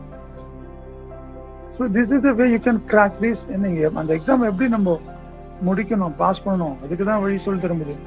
நாங்கள் உங்களுக்கு எங்கள் கிளாஸ் யூனிட்லாம் நீங்கள் கேட்டிருப்பீங்க, எல்லாம் படிச்சிருக்கலாம். எடுத்துகிட்டே இருந்தால் நீ 10 வாட்டி கூட கேட்டுட்டே இருக்கலாம். But how to face the exam, என்ன ப்ராப்ளம்ஸ் வரும், என்ன ஹிடன்ஸ் இருக்கும், அதை நம்ம எப்படி சால்வ் பண்ணலாம், அந்த மாதிரி தான் நீங்கள் இப்போ பார்க்கணும். ஏன்னா இதெல்லாமே நீங்கள் ஏற்கனவே படித்தது, இப்போ நடத்திக்கிட்டு இருப்பாங்க. கொஞ்சம் அந்த ஸ்மார்ட்னஸ் இருந்தால் பாஸ் பண்ணிடலாம். ஏன்னா இதில் 2 இது இருக்கு சொல்லியிருப்பாங்க உங்களுக்கு. ஒன்று வந்து லெக்சர்ஷிப், ஒன்று ஃபெலோஷிப். ஸோ பார்த்தீங்கன்னா ஃபெலோஷிப் நீங்கள் பண்ணீங்கன்னா உங்களுக்கு சைஃபண்டோட பிஹெச்டி நீங்கள் பண்ணலாம். 25,000 என்னமோ தராங்க. ஒரு 2 இயர்ஸ் தருவாங்க, ப்ளஸ் 1 இயர் தருவாங்க. பாருங்க, படிக்கும் போதே உங்களுக்கு சைஃபண்டோட கிடைக்கும். அதுக்கு வந்து மார்க் அதிகமாக இருக்கும், கட் ஆஃப். வெறும் லெக்சர்ஷிப்புக்கு கட் ஆஃப் குறைவா இருக்கும். Fellowship is both lectureship and fellowship கிடைச்சதுன்னா உங்களுக்கு சைஃபண்டோட நீங்க படிக்கிறதா ஒரு 2 வருஷம் பிஹெச்டி பண்ணலாம். உங்களை கூப்பிட்டு எடுத்துப்பாங்க, வா வான்ட்டு. ஏன்னா நீ ஃபெலோஷிப்போட இருக்க. ஸோ நாம அந்த மாதிரி அது பாப்பா. ஜியாகிரபிக்கு ஒரு 20 தான் கொடுப்பான். இந்தியாவில் ஒரு சப்ஜெக்ட் கொடுக்கணும்ல. ஸோ ஜியாகிரபி 20 கொடுப்பான். அந்த 20 நம்ம ஒருத்தராக வரணும். அப்போ எவ்வளோ டைட்டாக இருக்கும் பாருங்க. ஃபண்டு கொடுக்கணும், சும்மா இல்லைல்ல. ஒரு சப்ஜெக்ட்டுக்கு 20னா மொத்தம் எத்தனை சப்ஜெக்ட் அது இருக்கு? 68 என்னமோ இருக்கு. இன்ட்டு 20 என்னாச்சு? பல க்ரோஸ் ஆகும். கவர்மெண்ட் யோசிப்பான். ஸோ ஜியாகிரபிக்கு இந்த வாட்டி ஒரு 20 பேர் கொடுக்கணும்பா. ஓகே, ஃபெலோஷிப் டாப் யார் வரான்னு பார்ப்போம். ஸோ நாம ஃபெலோஷிப்போ இல்லை லெக்சர்ஷிப்போ நம்ம எய்ம் பண்ணணும். கிடைச்சதுன்னா இட்ஸ் குட். அப்படியே நீங்க எம்ஃபில் கூட தேவையில்ல, டைரக்டா யூ கோ டு பிஹெச்டி. டிகிரியும் கிடைக்கும், மாசானா சைஃபண்டும் கிடைக்கும், லைஃப் செட்டில்டு. ஸோ அந்த ஒரு 3 to 6 month ஒர்க் அவுட் பண்ணா போதும், வேற ஒன்றும் இல்லை. பிரசன்ஸ் ஆஃப் மைண்ட், அந்த 3 hours தான் உங்க லைஃபை டிசைட் பண்றது. ஸோ அந்த 3 hours நீங்க எப்படி யூட்டிலைஸ் பண்ண போறீங்க, என்ன பண்ண போறீங்கன்றது தான் முக்கியம். ஏன்னா எல்லாமே நம்ம படிச்சது கேட்டது கிளாஸ் ரூம்ல எல்லாமே சொன்னதுதான், எதுவுமே புதுசு புதுசா வரவே வராது. ஸோ இப்போ ரீசெண்டா கொஸ்டின்ல பாத்தீங்கன்னா அசர்டன் ரீசன் தரான். இது உங்களை கன்ஃபியூஸ் பண்றது. ஒரு 2 வேர்டு கொடுப்பான், அசர்டன், இன்னொன்னு ரீசன். ஸோ இதுக்கு அது பொருந்தது இல்ல பொருந்தல, ரெண்டுமே வேற வேற இல்ல ரெண்டும் ஒண்ணு, அப்படியே நம்மள என்ன பண்ணுமோ அவ்வளவு பண்ணுவோம். ஜென்ரலா ஒரு கொஸ்டினை கொடுத்து 4 சாய்ஸ் கொடுத்தா ஈஸியா அடிச்சுட்டு போயிடலாம், சரிங்களா? பட் இங்க அப்படிலாம் பண்ண மாட்டான், ரொம்ப நம்மள போட்டு கன்ஃபியூஸ் பண்ணுவோம். ஸோ நாம் அதுக்கு தான் டெக்ஸ்ட் புக் படிக்கணும்ன்ற. நான் இதெல்லாம் டெக்ஸ்ட் புக்ல இருந்தா வரும். ஸோ நிறைய வந்து நம்ம படிக்கிறது காம்படிட்டிவ் மாதிரி படிக்கணும். ஜஸ்ட் எக்ஸாம் மாதிரி நம்ம படிச்சோம்னா இங்க எழுதுற வேலையே ஒன்று கிடையாது. ஒன்று சொல்லிட்டு எல்லாம் மவுஸ் கம்ப்யூட்டர் தான், பேனா பென்சிலுக்கு வேலையே கிடையாது. நீ வாத்தியார் ஆன பிறகுதான் கிளாஸ் எடுக்க போற. ஸோ ஆன்லைன் எக்ஸாம்க்கு யூ ஷுட் பி ப்ரிப்பேர். பார்த்துக்கோங்க. So you should plan your reading and other things. ஓகேவா? ஸோ ஒரு 1 hour இருக்கு. எதனா டவுட் இருந்தா ஒரு 5 to 10 minutes you can ask me, then again I will continue. ஓகேவா? எல்லாரும் அன்மியூட் போட்டுக்கோங்க. மேபி வேற யாரெல்லாம் சொல்லிட்டாங்களா, சொல்லியிருப்பாங்க. இல்லை சார் நீங்கள் எதனா ஒரு யூனிட் டிஸ்கஸ் பண்ண நான் பண்ணுறேன், இல்லை இதே மாதிரி டிப்ஸ் கொடுங்கன்னா ஐ கேன் கண்டினியூ. எஸ்.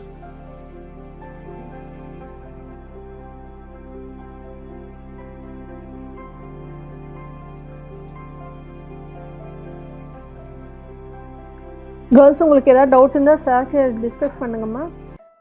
இல்லை சப்ஜெக்ட் இல்லை ஏதாவது ஒரு டாபிக்லையோ ஏதாவது இது டவுட் இருக்குது, கேட்கணும், கிளாரிஃபை பண்ணிக்கணும். இது இல்லாமல் இல்லை எப்படி அப்ளை பண்ணணும், எந்த யூஜிசி நெட் ரிலேட்டடாக இருந்தாலும் சரி, சப்ஜெக்ட் ரிலேட்டடாக இருந்தாலும் சரி, சார்கிட்ட நீங்கள் டிஸ்கஸ் பண்ணலாம். ஓப்பனாக பேசுங்க. நீங்கள் கேட்டால் தான் தெரியும் உங்களுக்கு என்ன ப்ராப்ளம் இருக்குது, என்ன சொல்யூஷன் உங்களுக்கு தேவைப்படுதுன்ட்டு.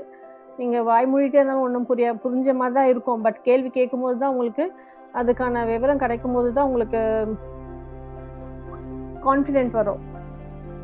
ஸோ நீங்கள் உங்களுக்கு ஏதாவது டவுட்டு சப்ஜெக்டில் கேட்கணும், இல்லை நெட்டு அப்ளை பண்ணுறதுக்காக வேண்டிய விஷயமா இருந்தாலும் சரி, இல்லை ஃபர்தராக இன்னும் ஏதாவது இன்ஃபர்மேஷன் வேணும்னா கூட கேளுங்க. எல்லாம் அன்மியூட் போட்டு கம்முன்னு இருக்காங்க. ம். ஹலோ, எல்லாரும் அன்மியூட் போடுங்க. எல்லாம் மியூட்ல போட்டு ஒருத்தர் லைன்ல இருக்காங்களா இல்லையா? இவங்களாம் எம்எஸ்சி படிக்கிறவங்களா? MSc first MSc second MSc students எல்லாம் மியூட் போட்டு கம்முன்னு இருக்கிறாங்க. ஒருத்தர் அன்மியூட் பண்ணல. நம்ம 2 பேரும் பேச்சு. சந்தியா, சந்தியா எஸ் கேளுங்க. அன்மியூட் பண்ணிட்டேன் சார். இல்லம்மா கேளுமா கொஸ்டின். எஸ் சார் இருக்கு, ஆனா கேளுமா. கேளுங்க. டவுட் என்னன்னு இப்போ இந்த எக்ஸாம் வந்து வெறும் சர்டிபிகேட் மட்டும் தானா சார்? நம்மளுக்கு லெக்சரர் ஆகிறதுக்கான சர்டிபிகேட் மட்டும் தானா அது? ஆமா, வேற என்ன டவுட் இருக்கு? முதல்ல கொஸ்டின்லாம் கேட்டு நான் அப்புறம் ஆன்சர் சொல்றேன். எஸ், நல்ல கொஸ்டின் கேட்டேன். வேற என்ன இருக்கா? இல்ல சார், இந்த எக்ஸாம் முடிச்சிட்டாலுமே நம்ம லெக்சரர் ஆயிடலாமா இல்ல வெறும் சர்டிபிகேட் மட்டும் தானான்னு இது ஒரு டவுட் சார் எனக்கு. ஓகே, நான் கிளாரிஃபை பண்றேம்மா. வேற என்ன டவுட் இருக்கா? சந்தியா நல்ல கொஸ்டின் கேட்டிருக்காங்க. வேற யாரும் வாய் திறக்க மாட்டாங்க. இல்ல, ஒருத்தர் ஒரு கேள்வி கேளுங்க. உங்களுக்குள்ள கண்டிப்பா டவுட் இருக்கும். டெஃபினட்டா டவுட் இருக்கும். You can open. சொல்லுமா. பேர் என்ன? பேர் சொல்லு. Sir Shobana sir. ஷோபனா பழனிவேல், சொல்லுமா. சார் இப்போ வந்து நெக்ஸ்ட் இப்போ எம்எஸ்சி பண்ணிட்டு இருக்கோம் சார். நெக்ஸ்ட் வந்து எம்ஃபில் பண்ணலாமா இல்ல பிஹெச்டி பண்ணலாமான்னு கேட்கும்பொழுது பிஹெச்டி பண்ணோம்னா எம்ஃபில் பண்ணோம்னா நம்ம நெட் வந்து கிளியர் பண்ணணும்னு சொல்றாங்க சார். இன்கேஸ் அவங்களால நெட் கிளியர் பண்ணவே முடியலன்னா நம்மளோட பிஹெச்டி வேல்யூ இல்லையா? Good question. ஓகே, வேற என்ன கொஸ்டின் இருக்கா? இல்ல இதுக்கு ஆன்சர் பண்ணிட்டுமா? பண்ணிடுங்க சார். ஓகே, ஃபர்ஸ்ட் வந்து இவங்க கேட்டாங்களா? யார் கேட்டா? சுஜாதாவா? யாரு? சந்தியா. சந்தியா, நீங்க 2 கேள்வி கேட்டீங்க. சார் வந்து நாங்க வந்து சர்டிபிகேட் மட்டும் தானா இல்ல வேலை கொடுப்பீங்களா கேட்டாங்க. நான் முதல்ல சொல்லிட்டேன், this is net eligibility test. இந்த டெஸ்ட் பாஸ் பண்ண எல்லாரும் காலேஜ் ப்ரொஃபஸர் ஆக முடியாது, சரிங்களா? இது ஒரு எலிஜிபிலிட்டி சர்டிபிகேட். இதை வச்சுட்டு அந்தந்த கவர்மெண்ட்ல உங்களுக்கு கால்ஃபர் வரும்போது நீங்க போகும்போது அவங்க சில நார்ம்ஸ் ஃப்ரேம் பண்ணியிருப்பாங்க, சரிங்களா? பிஹெச்டி கேட்பாங்க, உங்க எக்ஸ்பீரியன்ஸ் இருந்தா கேட்பாங்க, ஜேர்னல்ஸ் எதுனா இருந்தா கேட்டிருப்பாங்க. ஸோ அது அந்தந்த டைம்ல மாறிக்கிட்டே இருக்கும். ஆனா யூஜிசி என்பது எஸ் 1 minute சார். இது கால்ஃபர் வந்தா மட்டும்தான் நம்ம அங்க போய் ஜாயின் பண்ண முடியுமா சார்? இல்லைன்னா நம்மளா போயிட்டு எதுவும் அப்ளை பண்றது அப்படிலாம் பண்ண முடியாது சார் காலேஜஸ்ல? சொல்றேம்மா. ஓகே, நல்லா கேட்டிருக்காங்க. இப்போ சந்தியா, நீங்க வந்து இந்த எக்ஸாம் பாஸ் பண்ணிட்டீங்க, ஓகேவா? சர்டிபிகேட் கையில இருக்குது. ஸோ உங்களுக்கு உடனே வந்து வேலை கொடுக்க மாட்டாங்க. நீங்க என்ன பண்ண, சர்டிபிகேட் வச்சுட்டு பார்க்கணும். எதனா காலேஜஸ்ல நல்லா தெரிஞ்சுக்கங்க, கவர்மெண்ட் காலேஜ்ல எடுக்க மாட்டாங்க. கவர்மெண்ட் காலேஜ்ல டிஆர்பி மூலமா எடுப்பாங்க. டீச்சர்ஸ் ரெக்ரூட்மெண்ட் போர்டுன்னு இருக்கு. எப்படி டிஎன்பிஎஸ்சி இருக்கோ, யூபிஎஸ்சி இருக்கோ, ஸ்டாஃப் செலெக்ஷன் கமிஷன் இருக்கோ, பிஎஸ்ஆர்பி இருக்கோ, அதே மாதிரி டிஆர்பி இருக்கும். அது எப்போ வரும்ன்றது நமக்கு சொல்ல முடியாது. நீங்க உடனே ஜாயின் பண்ணணும்னா எய்டட் காலேஜ் இருக்கும், பிரைவேட் காலேஜ் இருக்கும். அங்க வந்து நீங்க பார்க்கணும், ஜியோகிராஃபி சப்ஜெக்ட் இருக்கா, இல்ல டூரிசம் இருக்கா, இல்ல என்விரான்மெண்ட் இருக்கா. அங்க ஏதாவது போஸ்டிங் வேக்கன்ட் இருந்தா நீங்க அப்ளை பண்ணி போகலாம், ஓகேவா? ஸோ முடிச்ச உடனே ஜாப்ன்றது ரொம்ப கஷ்டம். இது ஒரு சர்டிபிகேட்டு. இதை வச்சுட்டு கவர்மெண்ட்ல கால்ஃபர் வரும், அப்போ நீங்க அப்ளை பண்ணணும். அப்ளை பண்ணும்போது உங்க நெட்டுக்கு இம்பார்ட்டன்ஸ் கொடுப்பாங்க, சரிங்களா? நெட்டோட பேஜ் இருந்தா இன்னும் இம்பார்ட்டன்ஸ் கொடுப்பாங்க. அதுதான் வித்தியாசம். ஸோ இன்னொன்னு கேட்டீங்க ஒருத்தர், பிஹெச்டி வந்து நெட்டு பாஸ் பண்ணாதான் பண்ண முடியுமா? It's nice question. இது 2018 ரெகுலேஷன்ல கொண்டு வந்தாங்கம்மா. பட் சில கவர்மெண்ட் வந்து ஒத்துக்கிட்டாங்க, நம்ம ஸ்டேட் கவர்மெண்ட் அதை ஒத்துக்கல, இம்ப்ளிமெண்ட் பண்ணல. ஒன்று தெரிஞ்சுக்கங்க, யூஜிசி டெய்லி ஒரு சர்க்குலர் போட்டுட்டே இருப்பான். அதை எல்லாரும் இம்ப்ளிமெண்ட் பண்ணும், அந்தந்த ஸ்டேட் உடைய டெசிஷன் இது. So state should decide to adopt or not. ஏன்னா நம்ம வந்து கன்கரண்ட் லிஸ்ட்ல இருக்கிறோம். கான்ஸ்டிடியூஷன்ல எஜுகேஷன் வந்து கன்கரண்ட் லிஸ்ட். மொத்தம் 2 லிஸ்ட் இருக்கு, state and central. So central பார்த்தீங்கன்னா சிபிஎஸ் எல்லாம் இருக்கு பாருங்க, அதெல்லாம் டைரக்ட் சென்ட்ரல் கவர்மெண்ட் ஸ்கூல் பார்த்துருக்கீங்களா? ஸோ ஸ்டேட் கவர்மெண்ட்ல இருக்கிறது பார்த்தீங்கன்னா கவர்மெண்ட்டே சிலபஸ் ஃப்ரேம் பண்ணி பண்றது. பட் யூஜிசி அப்படி கிடையாது, ஸ்டேட் கவர்மெண்ட்ல கிடையாது. டேரக்டா நம்ம 50-50 இருக்கும். ஸோ அவங்க ஒரு கைட்லைன்ஸ் கொடுப்பாங்க. என்ன கொடுத்தாங்கன்னா, ஏன்னா என்ன ஆகுதுன்னா பிஹெச்டியுடைய குவாலிட்டி போதுமா, அதெல்லாம் அவன் பார்த்தான். என்னடா அவன் பிஹெச்டி முடிக்கிறான், ஈஸியாக முடிச்சிடுறான், நெட்டு பாஸ் பண்ண மாட்டான், அதுதான் ஸ்லாஷ் போடுறான், நெட் ஆர் பிஹெச்டின்றான். எல்லாம் என்ன பண்றான், நெட்டு கொடுக்குற இம்பார்ட்டன்ஸை பிஹெச்டி வாங்கிடுறான், ஒரு 3 வருஷத்துல டிகிரி வாங்கிடுறான். கரெக்டா? நெட்டுக்கு அவன் 5 வருஷம் படிக்கிறான், பாஸ் பண்ண முடியல, ஆனா 3 வருஷத்துல பிஹெச்டி வாங்கிடுறான். ஸோ அப்ப என்ன பண்ணா கவர்மெண்ட், இந்த மாதிரி ப்ராப்ளம் வர தொட்டு பிஹெச்டியை கம்மி பண்ணுறதுக்காக நெட்டு பாஸ் பண்ணாதான் பிஹெச்டி ரிஜிஸ்டர் பண்ணணும்னு சொல்லி ஒரு ப்ரொபோசல் ஒன்று போட்டு விட்டான். பட் நம்ம கவர்மெண்ட்ல வந்து அதை எடுத்துக்க மாட்டேன்ட்டாங்க. ஏன்னா இது வந்து அகைன்ஸ்ட் தி ஃபண்டமெண்டல் ரைட்ஸ். படிக்கிறவங்கள நம்ம தடுக்கக்கூடாது. Education is free for all. புரியுதுங்களா? இதை பாஸ் பண்ணாதான் பிஹெச்டி படிக்கணும்னு சொல்ல முடியாதுன்னு சொல்லி நம்ம கவர்மெண்ட் அதை இம்ப்ளிமெண்ட் பண்ணல. மெட்ராஸ் சிண்டிகேட்ல அதை பத்தி பேசினாங்க. சாரி, நிறைய காலேஜ் பிரின்சிபல்ஸ், சிண்டிகேட் மெம்பர்ஸ்லாம் அப்போஸ் பண்ணாங்க. சார் அந்த மாதிரி வந்தா சில சப்ஜெக்ட்ல நெட்டே பாஸ் பண்ண மாட்டாங்க, அவங்களாம் அப்போ எப்படி பிஹெச்டி படிக்க முடியும் சொல்லி கொஸ்டின் ரைஸ் பண்ண உடனே the university unanimously decided we should not follow the guidelines. But அது வரலாம். சரிங்களா? நீங்க கேட்டீங்க தெரியுங்களா, நாளைக்கு இம்ப்ளிமெண்ட் பண்ணி ஆகணும் சொன்னா பண்ணிதான் ஆகணும். ஸோ அதுக்காக தான் அவன் நெட் இன்சிஸ்ட் பண்றான். இப்போ பிஜி முடிச்சாலே நீங்க பிஹெச்டி பண்ணலாம், அந்த மாதிரி ஓப்பனிங் இருக்கு உங்களுக்கு. சரிங்களா? ஸோ ஃபியூச்சர்ல நீங்க நெட்டு பாஸ் பண்ணாதான் பிஹெச்டின்றது வரலாம், வராமலும் போகலாம். ஓகேவா?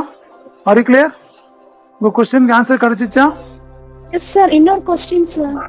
சொல்லுங்க, என்ன question? Sir net set difference என்ன சார்? இப்ப செட்ல வந்து தமிழ் ஆர் இங்கிலீஷ்ல எழுதலாம், நெட்ல வந்து பாத்தீங்கன்னா ஹிந்தி ஆர் இங்கிலீஷ்ல தான் எழுதணும். ஆனா ஜாப் வேகன்சின்னு வரும்போது ரெண்டுக்குள்ள டிஃபரண்ட் என்ன சார்?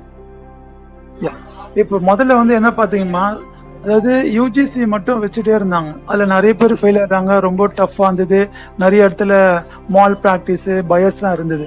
அப்போ கவர்மெண்ட் என்ன பண்ணாங்க, ஸ்டேட் கவர்மெண்ட் நாங்களும் நடத்துறோம், நல்லா புரியுதா இல்லையா, எங்களுக்கும் அந்த டேலண்ட் இருக்கு, எங்க ஸ்டூடெண்ட்ஸ் நடத்தி தரோம் சொல்லி இவங்க யூஜிசியில் அப்ரோச் பண்ணி பர்மிஷன் வாங்கிட்டாங்க.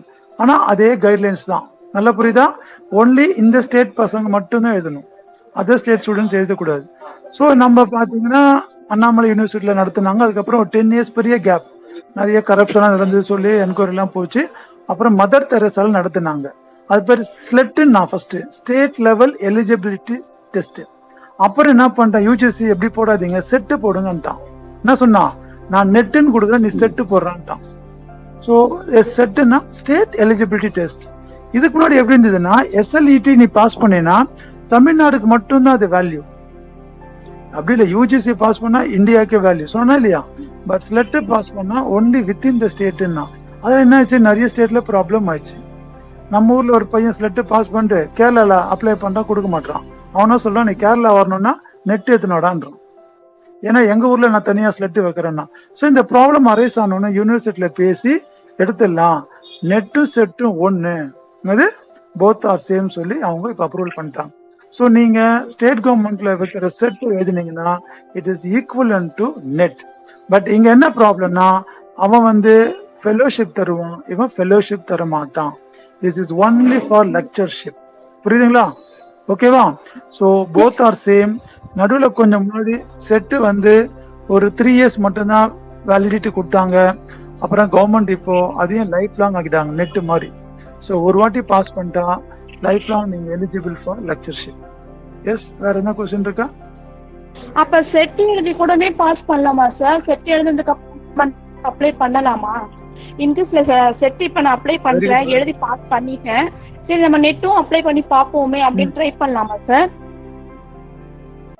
கண்டிப்பாமா, நம்ப மாட்டீங்க, ஒரு பொண்ணு எங்க காலேஜ்ல 3 வாட்டி நெட் பாஸ் பண்ணிருக்கா, 2 செட் 5 வச்சிருக்கா. புரியுதுங்களா? See, this is your wish, you can write number of times. இப்ப நெட் டிஆர்பிக்கெல்லாம் வந்து நெட் டிஆர்பிக்கெல்லாம் பாத்தீங்கன்னா பிஜி எலிஜிபிள் சொல்றாங்க சார். இப்ப நாங்க செகண்ட் இயர் படிச்சுட்டு இருக்கும்போது இப்ப லேட்டஸ்டா வந்து டிஆர்பிக்கு அப்ளை பண்ண போனா வந்து பிஜியோட ஆல் டீடைல்ஸ் கேக்குறாங்க. சோ என்னால வந்து இப்ப அப்ளை பண்ண முடியாத சிச்சுவேஷன்ல இருக்கு.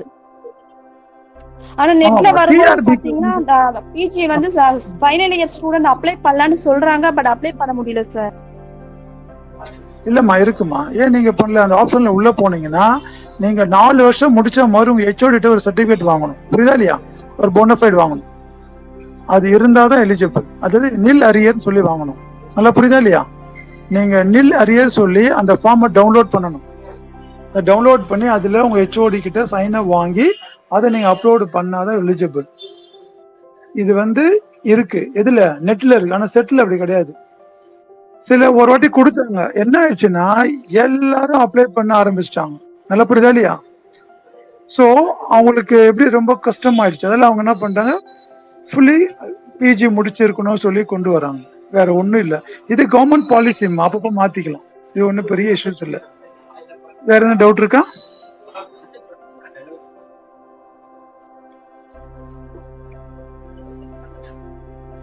சோ நீங்க சொல்லுமா இப்ப எம்எஸ்சி முடிச்சிட்டு எம்ஃபில் பண்ணலாமா இல்ல பிஹெச்டி பண்ணலாமா லிட்டில் கன்ஃபியூஷன் இருக்கு சார். இப்ப எம்ஃபில் பண்ணா அதுக்கு ஒரு அப்படி இப்படின்னு 2 இயர்ஸ் ஆயிடும். நெக்ஸ்ட் நம்ம பிஹெச்டி போனா மினிமம் ஒரு 3 இயர்ஸ் ஆவது ஆகும். சோ ஏஜ் பார் ஆகும் அப்படின்ற கன்ஃபியூஸ் இருக்கு. அந்த டவுட் கிளியர் பண்ணுங்க சார். நல்ல டவுட் தான். உங்களுக்கு படிக்கணும்ன்ற எண்ணம் இருக்கிறது பெரிய விஷயம். ஸோ எம்ஃபில் என்பது ஒரு டிகிரிமா, சரிங்களா? அது இப்போ நியூ எஜுகேஷன் பாலிசியில கிராஷ் பண்ணிட்டாங்க, வேணான்ட்டாங்க. பட் அன்பார்ச்சுனேட்லி நம்ம ஸ்டேட் கவர்மெண்ட் மட்டும் அதை இன்னும் இம்ப்ளிமெண்ட் பண்ணல. நீ இம்ப்ளிமெண்ட் பண்ணிட்டாங்கன்னா நீ கேட்டா கூட எம்ஃபில் கிடைக்காது. ஆக்சுவலா போன வருஷமே எம்ஃபில் எடுத்தாச்சு. பிஜேபி கவர்மெண்ட் நியூ எஜுகேஷன் பாலிசியை இம்ப்ளிமெண்ட் பண்ண சொல்றான். யூபியில பண்ணிட்டான், மத்திய ஒரு 6 ஸ்டேட்ல இம்ப்ளிமெண்ட் பண்ணிட்டாங்க. எம்ஃபில் கிடையாது, தமிழ்நாட்டுல இம்ப்ளிமெண்ட் பண்ணல. ஏன்னா இவங்க புது கவர்மெண்ட் இப்ப வந்தோன்னு சொல்லிட்டான், நான் இப்பதான் வந்திருக்கேன், நான் பண்ண மாட்டேன், போடா அடுத்த வருஷம் பாத்துக்கிறேன்ட்டான். ஸோ இந்த வருஷம் எம்ஃபில் இருக்குது, இப்போதைக்கு டைம் பீயிங் இருக்கு. இப்போ நீங்க என்ன கேக்குறீங்கன்னா, சார் நான் எம்ஃபில் பண்ணிட்டு பிஹெச்டி பண்ணணுமான்னு கேக்குறீங்க. சரி, இப்போ ஃபார் எக்ஸாம்பிள் நான் ஒன்று சொல்றேன், நம்ம படிக்கணும்னு நம்ம முடிவு எடுத்துட்டோம். எஸ், அது ஒரு ப்ரொசீஜரா போய்கிட்டே இருக்குது. What is the difference between MPhil and PhD? See, it is a part of research. But if you have more knowledge or more talent, you are more capability, you can go directly PhD. Unless otherwise, if you have the guide, or if you have the more knowledge, or you have more confidence about you, உமேல உங்க கைடுக்கு confidence இருக்கணும். இருந்தா you can easily take the PhD. No problem. இல்ல sir எனக்கு கொஞ்சம் பயமா இருக்கு, ரிசர்ச்னா என்னன்னே தெரியாது, நான் கொஞ்சம் கத்துக்கணும்னா யூ கோ ஃபார் எம்ஃபில். அதே கைடு உங்களை பத்தி நல்லா தெரிஞ்சுப்பாங்க, நாலேஜ் தெரிஞ்சுட்டு you can continue your PhD. So it is not mandatory MPhil இருந்தாதான் பிஹெச்டி பண்ணணும் கிடையாது. எம்ஃபில் இல்லாம பண்ணலாம். என்ன வித்தியாசம்னா 1 வருஷம் எக்ஸ்ட்ரா போகும். நீங்க டைரக்டா பிஹெச்டி பண்ணீங்கன்னா மினிமம் 3 இயர்ஸ். எவ்வளோ? Minimum 3 years. எம்ஃபில் பண்ணீங்கன்னா 2 இயர்ஸ் இருந்தா போதும். மினிமம், நான் சொல்றது மினிமம். அதுக்கப்புறம் தான் நீங்க சப்மிஷன். மேக்சிமம் யூனிவர்சிட்டி தான் டிசைட் பண்ணும். 10 வருஷம் 5 வருஷம் ஆகும். ஸோ உங்களுடைய எனக்கு புரியுது சார், நான் டைம் வேஸ்ட் பண்ணணுமா இயர் வேஸ்ட் பண்ணணுமான்றது.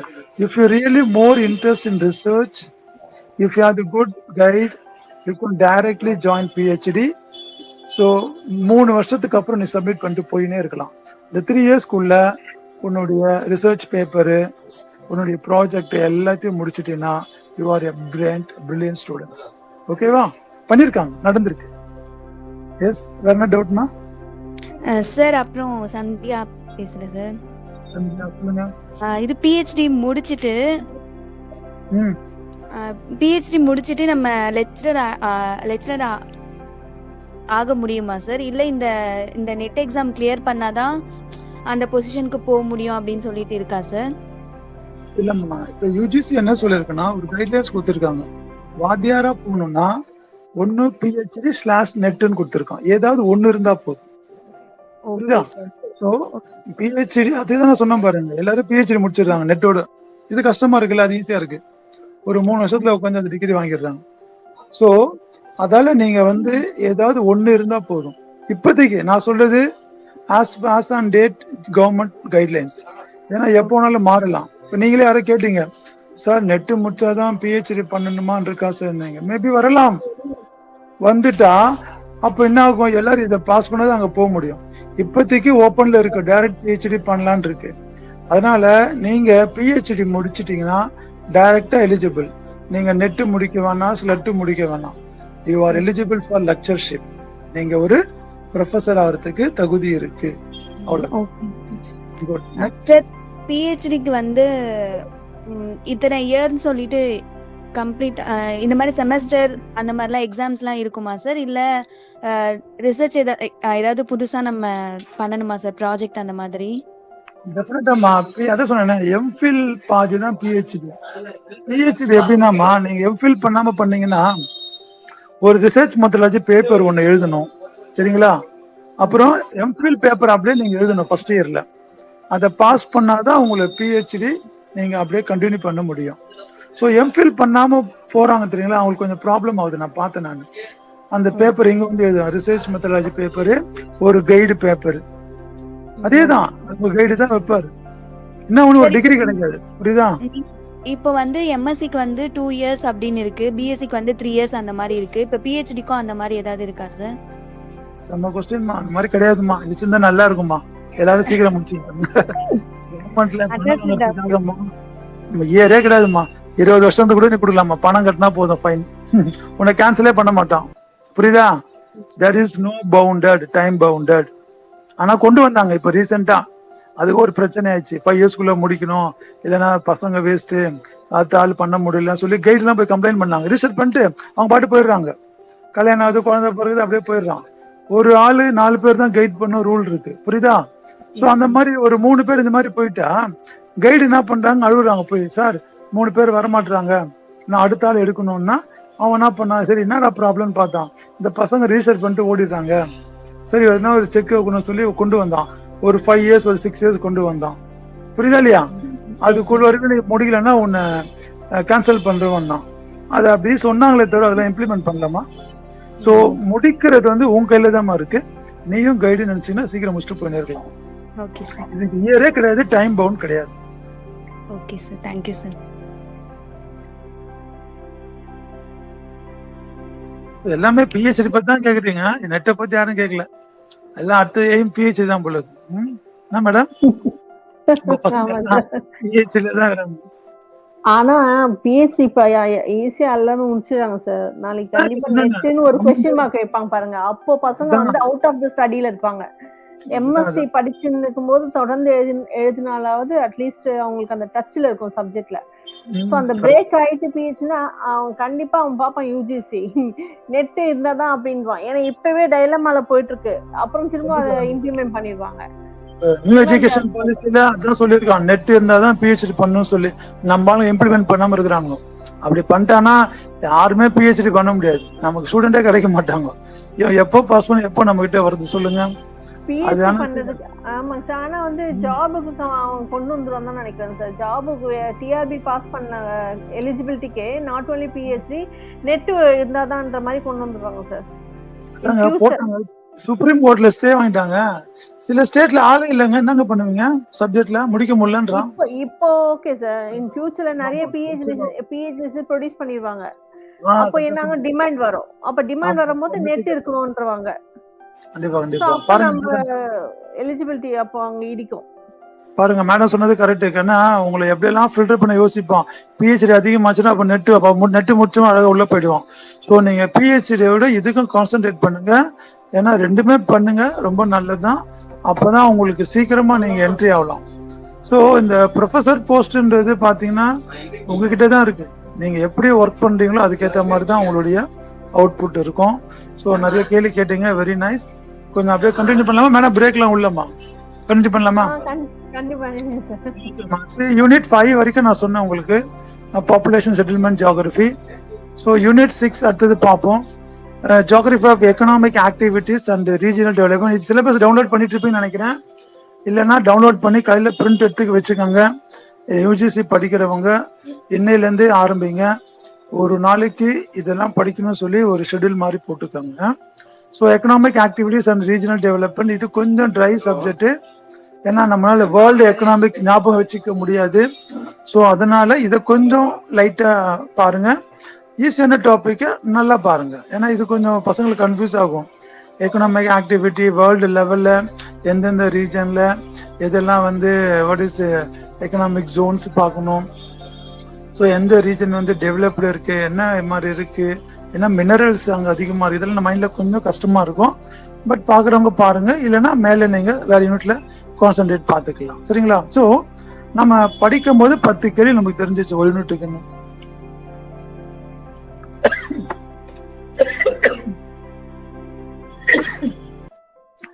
ஆக்சுவலா நீங்க லாஸ்ட் இயர் கொஸ்டின் பேப்பர்லாம் எடுத்து பாருங்களேன். கொஸ்டின் பார்த்துட்டு அது எந்த யூனிட் உங்களால சொல்ல முடியுதா பாருங்க. Really you are good. எத்தனை பேரால சொல்ல முடியுது பாருங்க. அந்த கொஸ்டினை படிச்சுட்டு சார் இது இந்த யூனிட்ல வருதுன்னு சொன்னீங்கன்னா அட்லீஸ்ட் நீங்க ஓரளவுக்கு லைன்ல இருக்கிறீங்க அர்த்தம். சில பேரால சொல்லவே முடியாது, இது எங்கிருந்து வந்திருக்குன்னு சொல்ல தெரியாது. ஸோ அப்போ நம்ம படிக்கலன்னு அர்த்தம். நீங்க லாஸ்ட் இயர் கொஸ்டின் பேப்பர் எடுத்துட்டு அதை படிங்க. முதல் கேள்வி படிங்க, இது எந்த யூனிட்ல இருந்து வந்திருக்குன்றத ஃபிட் பண்ணுங்க. செகண்ட் கொஸ்டின் பாருங்க, இது யூனிட் ஃபிட் பண்ணுங்க. அப்போ உங்களுக்கு தெரியும் பாருங்க. ஸோ எந்தெந்த யூனிட்ல இருந்து எவ்வளவு கேள்வி வந்திருக்குன்றது ஒரு ஐடியா கிடைக்கும். இதெல்லாம் ஒரு நம்ம டிப்ஸ் மாதிரி எடுத்துக்கணும். ஒரு 2 years கொஸ்டின் அப்படியே அனலைஸ் பண்ணணும். இப்போ செட்டருக்கு வந்து எது இம்பார்ட்டன்ஸ் தரான்னு பார்க்கலாம். கிளைமேட்டாலஜி அதிகமா எடுக்கிறானா, ஓஷனோகிராஃபி எடுக்கிறானான்னு தெரியும். சும்மா இல்லைங்க, நீங்க நினைக்கிற மாதிரி நீங்க என்னதான் படிச்சுட்டு போனாலும் சில பேர்ல பாஸ் பண்ண முடியாது. சொன்ன மாதிரி PhD பாஸ் பண்ணிடலாம், 3 PhD டிகிரி வாங்கலாம், நெட் பாஸ் பண்ண முடியாது. கண்டிப்பா சொல்றாங்க, அவ்வளவு டிஃபிகல்ட். நானே ஒத்துக்கிறேன். ஏன்னா அவன் அவ்வளோ என்ன பண்றது, அப்படி கொஸ்டின் செட் பண்றான். இல்லைன்னா எவ்வளவு பேர் பாஸ் பண்ணிருப்பீங்க நினைச்சு பாருங்க. நம்ம சப்ஜெக்ட்ல ஏன் ரொம்ப குறைவா இருக்காங்க, காரணம் அதுதான். ஏன்னா அவன் கேட்கிற கேள்விக்கு எந்த யூனிட்லயும் பசங்க படிச்ச மாதிரியே தெரியலன்றான், இதெல்லாம் புக்லயே பார்க்கலான்றாங்க. அப்போ எல்லாத்தையும் கேட்க போறோம். ஸோ இது மாதிரி நிறைய ப்ராப்ளம் இருக்கு. அதனால நீங்க ப்ரீவியஸ் கொஸ்டினை வந்து ஃபைண்ட் அவுட் பண்ணுங்க, எந்த யூனிட்லாவது வருது, ஓரளவுக்கு தெரியுதான்னு பாருங்க. நமக்கு அதுவே ஒரு கான்ஃபிடன்ஸ் கிடைக்கும். ஸோ இந்த யூனிட்ல இருந்து கண்டிப்பா வரும், இந்த மாதிரி கேட்பாங்க அப்படின்றது உங்களுக்கு ஒரு சிஸ்டம் கிடைக்கும். அதை வச்சு நீங்க அப்படியே டெவலப் பண்ணுங்க. ஏன்னா நம்ம பார்த்து சும்மா படிக்கிறோம் படிச்சுட்டே இருந்தா அப்புறம் நமக்கு இது என்ன சொன்ன, இது ஒரு எக்ஸாம் கிடையாது, இது எலிஜிபிலிட்டி டெஸ்ட். இது எக்ஸாம் வேற, டெஸ்ட் வேற. உங்களுடைய ஐக்யூ டெஸ்ட் பண்றோம். அவனுக்கு ஆளு தேவையில்லை, பிரெயின் தான் தேவை. ஸோ அப்போ நம்ம எப்படி ஷார்ப்பா இருக்கணுன்றதை நம்ம தான் டிசைட் பண்ணணும். சரிங்களா? இது பாஸ் பண்றது முடிச்சுட்டு நீங்க PhD அது ஒரு பக்கம் உங்க மைண்ட்ல வச்சுக்கோங்க. அது கனவு கலைக்க வேண்டாம், இதையும் முடிச்சுக்கணும். மேடம் சொன்ன மாதிரி நாளைக்கு இதை மஸ்ட்ண்டா திருப்பி ரிவர்ஸ் வர முடியுமா? PhD பஸ்டா இது படிக்க தோணாது. எப்படி நீங்க வந்து பெரிய இடத்துக்கு போயிட்டு கீழ் ஜாப் வேலை செய்ய மாட்டேங்க, அந்த மாதிரி மைண்ட் செட்டப் ஆயிடும். டாக்டரா இருக்க நான் போய் நெட் எது வேணாம். அதெல்லாம் நம்ம ஈகோ நம்மளை தடுத்துடும். அதெல்லாம் PhD பண்ணும்போது முடிச்சுட்டீங்கன்னா ரொம்ப சேஃப். PhD முடிச்சிட்ட பிறகு ரிவர்ஸ் வந்தீங்கன்னா கண்டிப்பா உங்களால படிக்க முடியாது. ஏன்னா அது ரிசர்ச் வேற, இது படிக்கிற ஸ்டைல் வேற. ஸோ மேடம் சொன்ன மாதிரி இந்த MSc முடிச்சுட்டு வித்தின் 1 year 2 yearsக்குள்ள அதே ஸ்பிரிட்டோட அடிங்க. முடிச்சுட்டு PhD ஒரு பக்கம் பண்ணிட்டே இருங்க. இதை முடிச்சுட்டு தான் PhD கண்டினியூ பண்ணணும்னு சொல்லி ஒரு கான்ஃபிடன்ஸ், ஒரு இது ஓத்து எடுத்துக்காங்க. உங்களுக்கு ரொம்ப சக்சஸா இருக்கும். ஏன்னா மேடம் சொன்ன மாதிரி ஃபியூச்சர்ல இதை கம்பல்சரி ஆக்கிட்டானா ஆளுங்க ரொம்ப குறைவா இருப்பாங்க, நீங்க சீக்கிரம் வந்துடலாம். ஆனா ஒரு கேர்ள் யாரோ கேட்டாங்க, சார் செட்டும் நெட்டு எப்படி சார்? ஓப்பனா சொல்றேன், செட்டு ரொம்ப ஈஸியா இருக்குமா? நெட்டை விட செட்டு ரொம்ப ஈஸி. ஏன்னா அது வந்து ஸ்டேட் லெவல்ல நம்மள மாதிரி ஆளுங்க போய் செட் பண்றாங்க. அதுல evenly you will get the Tamil translation. Luckily அப்படியே தெரியும் உனக்கு. இங்கிலீஷ்ல மீனிங் தெரியலனா கூட தமிழை வச்சா நீ தட்டிடலாம். நீ எடுத்து பாரு, ஜியோகிராஃபில அதிகமா முடிச்சவங்க நெட்டா செட்டான்னு, செட்ல தான் அதிக பேர் பாஸ் பண்ணியிருப்பான். ஸோ இது ஒரு டிப்ஸ். ஆனா அது கால்ஃபர் வராது, எப்போ வரும்னு சொல்லாது, புயல் எப்போ வரும்னு சொல்ல முடியாது. பட் நெட் அப்படி இல்லை, ஃபிக்ஸடு, எவ்ரி இயர் 2 times. இவன் அப்படி இல்லை, செட்டு பர்மிஷன் வாங்கணும், இவன் அப்ளிகேஷனை கால்ஃபர் பண்ணணும், ப்ராசஸ் பண்ணணும், எவனா ஒருத்தன் கோர்ட்டுக்கு போவான். எக்ஸாம் நடக்கிற வரைக்கும் நம்ம இது ரிசல்ட் வர வரைக்கும் தூக்கமே இருக்காது. ஏன்னா இது வந்து ஒரு மாதிரி problem set. So state eligibility டெஸ்ட்ல நிறைய ப்ராப்ளம் நடக்கும், கரப்ஷன் ஆகும். இதை நீ பிளான் பண்ணி ஆனால் எக்ஸாம் போஸ்ட் பண்ண இடம் நடக்காது. பாரு, நடந்து ஒரு 2 years 3 years அது நடத்தவே இல்லை. மதர் தெரசா நடத்துறதா சொன்னாங்க.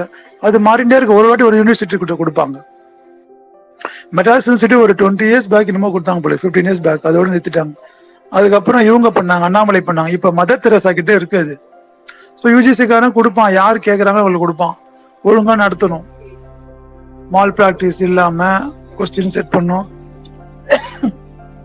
ஏன்னா ஓரளவுக்கு நம்ம ஆள் தான் போவாங்க அது செட்டுக்கு வந்து. மெட்ராஸ் யூனிவர்சிட்டி, பாரதிதாசன், பாரதியார், மதுரை, எல்லா லோக்கல் ப்ரொஃபஸர் நம்ம ஆளுங்கெல்லாம் போய் தான் செட் பண்ணுவோம். அப்போ உங்களுக்கு ஓரளவுக்கு ஈஸியா இருக்கும். அதுக்காக தான் அந்த கேர்ள் கேட்டாங்க, செட்டு கொஞ்சம் ஈஸியா இருக்கும். டெஃபினட்டா ஈஸியா இருக்குமா? ஏன்னா இவளுக்கு தமிழ்ல இருக்கும், உங்களுக்கு தெரியல கூட தமிழ்ல பார்த்துட்டு நீ டிக் அடிச்சுக்கலாம்.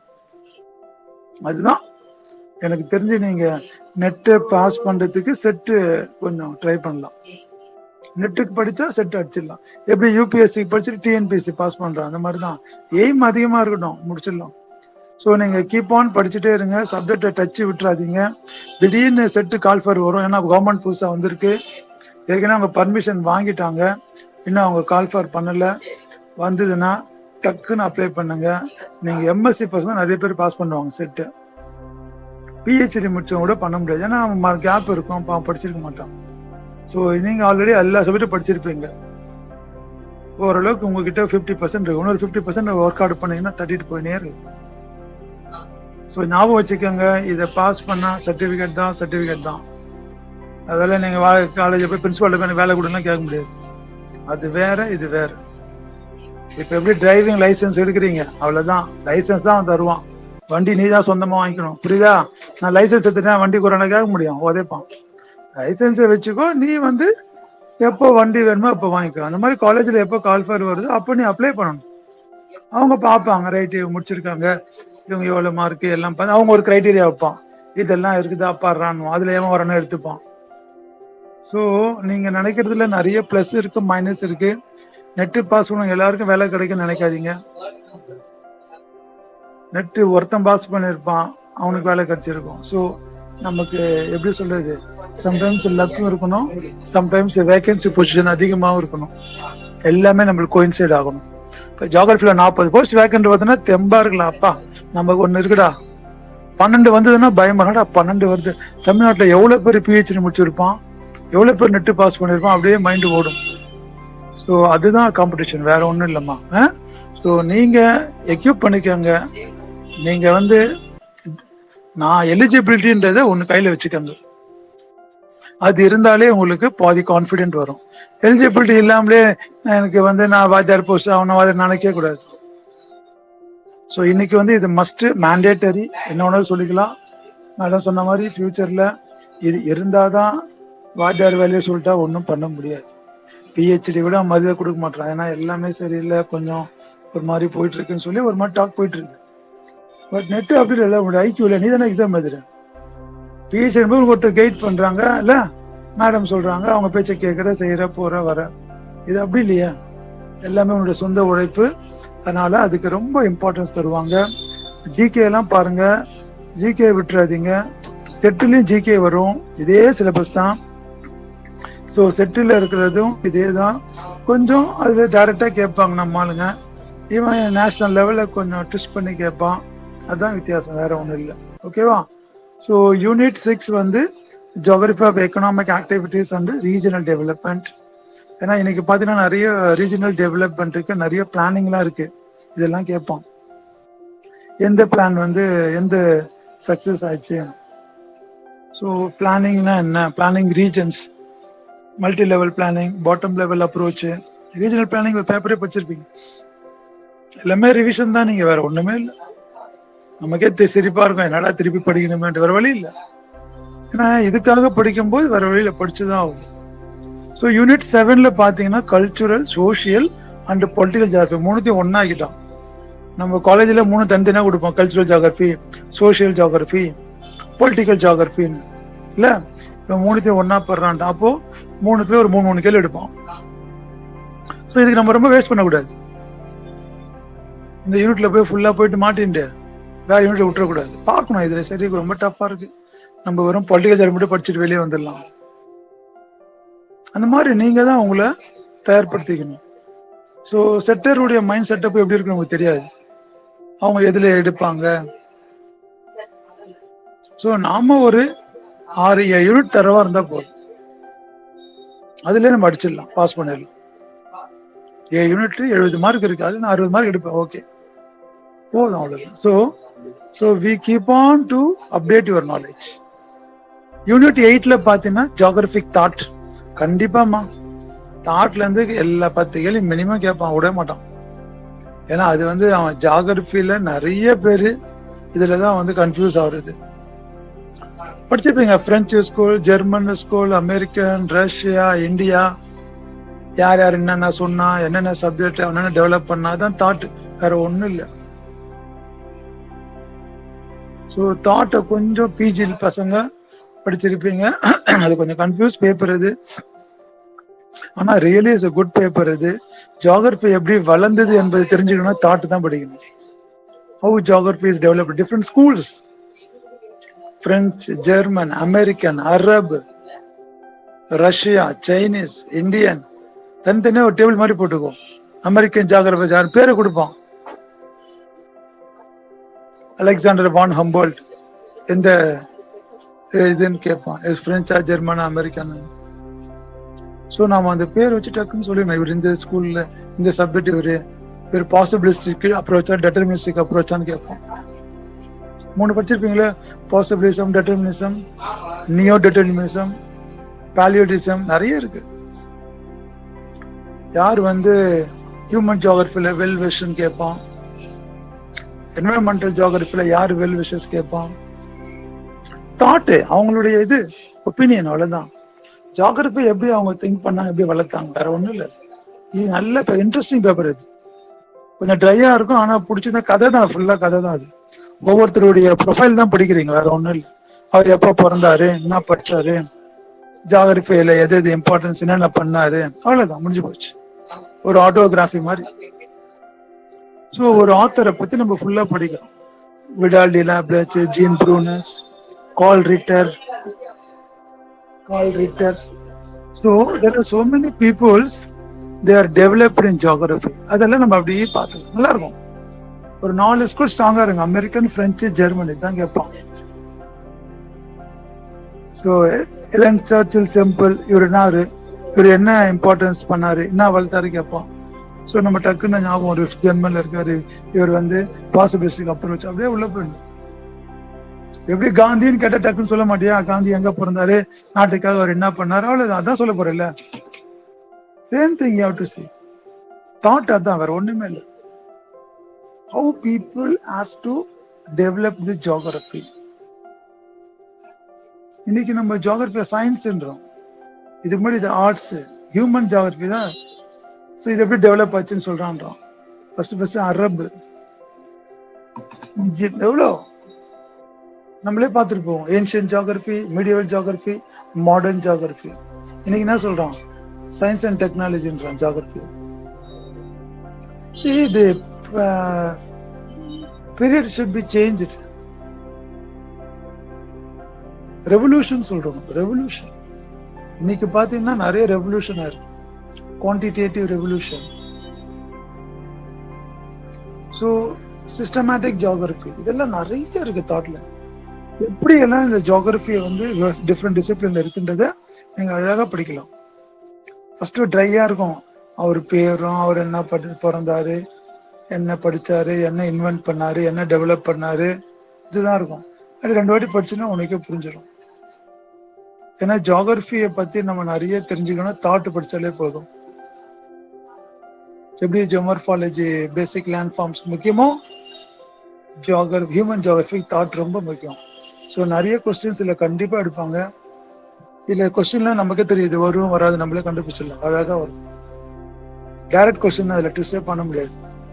ஒன்னும் ஆள் பேரை கொடுத்துட்டு இவர் எந்த கண்ட்ரின்னு கேட்பான், இல்ல இது யாரு சொன்னதுன்னு கேட்பான், ஒரு கோட்ஸ் மாதிரி கொடுப்பான். இல்ல அவர் ஒரு புக் எழுதியிருப்பார், இந்த புக்கு பேரை கொடுத்துட்டு யார் எழுதுறது கேட்பான், ஃபினிஷ். ஒரு 10-15 புக்கு, அவ்வளவுதான், ஞாபகம் வச்சுக்கலாம். ஒரு 10 பேர் எழுதி வச்சுக்கணும், இந்த புக்கை இவர் தான் எழுதினாரு, ஃபினிஷ். திருக்குறள் யார் எழுதினது கேட்டா சாய்ஸ் கொடுத்தா டிக் வச்சிட மாட்டியா? எப்படி தெரிஞ்சது? ஸ்கூல்ல படிச்சா ஞாபகம் இருக்கு, தெரிஞ்சாச்சு. அதே மாதிரி ஜியோகிராபில என்னென்ன புக்ஸ் எழுதுங்க, என்வரன்மெண்டல் ஜியோகிராபி எழுதுனா சாய்ஸ் கொடுத்துருப்பாங்க. ஸோ தாட்ல அதுதான் வரும், வேற ஒன்றும் வராது. ஒவ்வொரு ஆத்தருடைய டெவலப்மெண்ட். கான்ட்ரிபியூஷன், வேற ஒன்றும் இல்லை. அவங்க என்ன கான்ட்ரிபியூட் பண்ணாங்க, வாட் இஸ் யுவர் கான்ட்ரிபியூஷன், நம்ம என்ன கான்ட்ரிபியூட் பண்ணோம் அதுதான் அவங்க சொல்லுவாங்க. எந்தெந்த கண்ட்ரி எப்படி கான்ட்ரிபியூட் பண்ணுச்சு, எப்படி அப்ரோச் பண்ணாங்க ஜியோகிராஃபியை. இன்னைக்கு ஜியோகிராஃபி எந்த அளவுக்கு கொண்டு வந்திருக்காங்க ஜிஐஎஸ் லெவலுக்கு. இதுக்கு ஒரு பெரிய ரெவல்யூஷன்ல இது. ஸோ இதை தான் நீங்க அப்படியே படிப்பீங்க. கோயின்சைடா ஆரிஜின்ல இருந்து இன்னைக்கு கரண்ட் வரைக்கும் அப்படியே படிக்கலாம். எப்படி நடந்து போய், சைக்கிள்ல போய், 2 வீலர்ல போய், 4 வீலர்ல போய், அப்புறம் ஏரோப்ளேன்ல போய், இன்னும் அதோட வாடுகள் ட்ரோன்ல போய் என்னென்னமோ போயிட்டு இருக்கும். அதுதான் அங்க தாட். ஸோ நல்லா இருக்கும் அந்த பேப்பரு, ட்ரையா இருக்க மாதிரி இருக்கும். விட்டுறாதீங்க. தாட் கண்டிப்பா நீங்க படிச்சீங்கன்னா ஆன்சர் பண்ணலாம். டைரக்டா கொஸ்டின்ஸ் வரும். 10 மார்க் அப்படியே அள்ளலாம். சம்டைம்ஸ் 12 கேள்வி கூட கேட்பான். ஏன்னா அவன் தாட்லாம் ரொம்ப இம்பார்ட்டன்ஸ் கொடுப்பான். நிறைய பேர் அதான் கையே வைக்க முடியாது. ஏன்னா ஒரு லைனை கொடுத்துருது யார் சொன்னாதுன்னு கேட்பான். அரிஸ்டாட்டல்ல இருந்து நம்ம பார்க்கணும். ஸோ நீங்க ஜியோகிராபிக்கல் தாட்டுன்னு புக்கே இருக்கு. அந்த புக் இருந்தா வாங்கிக்கோங்க. அந்த புக்கை உட்காந்து பொறுமையா படிங்க. மீனிங் புரியலன்னா கூகுள்ல போங்க. கூகுள்ல போயிட்டு அவர் நேம் அடிச்சிங்கன்னா விக்கிபீடியால ஃபுல்லா ஹிஸ்டரி வரும். அதை அப்படியே கிறிஸ்பா கொடுத்துருப்பான். அதை அப்படியே பார்த்துக்கோங்க. ஒரு 5-6 லைன் தான் இருக்கு ஒருத்தரை பத்தி. ஜெர்மன் ஸ்கூல் யாருன்னு ஒரு டேபிள் எழுதிக்கோங்க பேப்பர்ல. பக்கத்துல பிரெஞ்சு ஸ்கூல் யாரு பேர் போட்டுக்கோங்க. அப்புறம் அமெரிக்கன்ஸ் யாரு பேர் போட்டுக்கோங்க. அப்புறம் ரஷ்யன் யாரு பேர் போட்டுக்கோங்க. அப்புறம் இந்தியன், அப்புறம் அரப். உங்க சிலபஸ்ல என்ன இருக்கோ அது மட்டும் படிங்க போதும். நம்ம எல்லாரையும் ஞாபகம் வச்சுக்க முடியாது. So there are so many scholars to contribute the geography. இல்ல கான்ட்ரிபியூஷன் தான். அவங்களுடைய கான்ட்ரிபியூஷன் எப்படி இருந்திருக்கு என்பதை அவங்க நம்ம கிட்ட ஷேர் பண்ணிக்கிறாங்க. அதை நீங்க அப்படியே படிச்சு அவங்களோட இருந்து அப்படியே போனீங்கன்னா தெரிஞ்சிடும். ஸோ இவ்வளவு கஷ்டப்பட்டு இந்த சப்ஜெக்டை வளர்த்துருக்காங்க, இவ்வளவு இன்வென்ட் பண்ணிருக்கிறாங்க, இவ்வளவு சொல்லியிருக்கிறாங்க. ஓகே, ஸோ அது நல்லா கொஞ்சம் பார்த்துக்கங்க. தென் யூனிட் 9ல பார்த்தீங்கன்னா ஜியோகிராபிக்கல் டெக்னிக்ஸ் சொன்ன பாருங்க, ரொம்ப முக்கியம். இன்னைக்கு பார்த்தீங்கன்னா நம்ம 2 விதமா டெக்னிக் யூஸ் பண்றோம், குவாலிட்டேட்டிவ் அண்ட் குவான்டிடேட்டிவ். ஸோ இந்த 2 டெக்னிக் பத்தி தான் இங்க வரும். ரெவல்யூஷன் வரும், பாரடிசம் வரும். ஸோ எப்படி மாறுச்சு, எப்படி வந்து ஜியோகிராஃபி வந்து ரெவல்யூஷன் ஆச்சு. இது 2 ஒண்ணு. தாட்டும் டெக்னிக்கும் அப்படியே முடிச்சிடலாம், அப்படியே கண்டினியூட்டி. இது 2 தர வந்தீங்கன்னா 20 மார்க் கையில இருக்கு. சாலிடா 20 மார்க். சின்ன டாபிக் தான், இன்னும் ஒன்னும் பயங்கரமா இருக்கும். அப்படியே ஒரு மாறு போகும், ட்ரையா போகும். விடக்கூடாது. கஷ்டமானதான் நம்ம படிக்கணும். எல்லாரும் ஈஸியானதான் படிப்போம், நம்ம டிஃப்ரெண்டா படிக்கணும். இது எவ்வளவு எல்லாரும் படிக்க மாட்டோம், நம்ம இதை படிக்கலாம்டா, இல்ல கேள்வி வந்து அப்படியே அடிச்சிடலான்றது ஒரு இதுவா இருக்கும். ஸோ நாம அந்த மாதிரி ஒரு லைனை சூஸ் பண்ணி கொஞ்சம் படிங்க. இப்போ 2 டைம்ஸ் படி. இல்லையா டவுட் இருந்தா கேளுங்க, சார் இது என்ன புரியல. Okay, we can ask them your faculty. ஏன்னா இது எல்லாமே நல்ல டாபிக். ஜியோகிராபிக்கல் டெக்னிக் கேட்பாங்க. அதை என்ன கேட்பாங்கன்னா regional geography versus environmental geography, ரெண்டுக்கு என்ன டிஃபரன்ஸ், இது 2 எப்படி டெவலப் ஆச்சு, அதான் டெக்னிக். முன்ன நம்ம தனித்தனியா படிச்சிருந்தோம், இப்ப அப்ளை பண்றான்றான். Urban geography versus regional geography. So ஒரு ஊரை டெவலப் பண்ணா ரீஜன் முக்கியம். ஸோ அவங்க வந்து இதுதான் இந்த இடத்துல தான் கொஞ்சம் அட்வான்ஸா வரும், வேற ஒன்றும் இல்லை. நம்ம கொஞ்சம் இந்த இடத்துல டைம் ஸ்பெண்ட் பண்ணி நிறுத்தி அழகா படிங்க. சில பேர் ரிவர்ஸ்ல இருந்து படிப்பான், யூனிட் 10, 9, 8ல இருந்து. நடக்கு பார்த்தா இல்ல சார், அப்பதான் நமக்கு ஈஸியா இருக்கும். ஓகே, நீங்க இந்த ஆர்டர் எல்லாம் படிக்கணும்னு நினைக்காதீங்க. உங்களுக்கு எது புரியுதோ அந்த யூனிட் எடுங்க, முடிச்சிருங்க. சரியா? ஸோ எதெல்லாம் உங்களுக்கு ரொம்ப ஈஸியா படிக்கணுமோ டக்கு டக்குன்னு படிச்சிருங்க. 10 யூனிட், ஒரு யூனிட்டுக்கு மிஞ்சி போனா 3 நாள் 4 நாள் முடிஞ்சு போச்சு. படிச்சுட்டு நோட்ஸ் போட்டு படிச்சிடணும், அவ்வளவுதான். என்னைக்கு இருந்தாலும் எக்ஸாம் வேணும், அதானே படிக்க போறோம், அதானே எழுத போறோம்.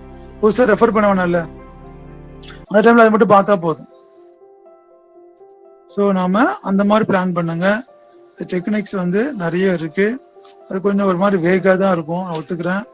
ஏன்னா நான் அந்த பேப்பர் எடுப்பேன், பசங்க அப்படியே நான் கொஞ்சம் கொஞ்சமா அப்படியே அவங்கள உள்ள கொண்டு வந்து அப்படியே கொண்டு போறது.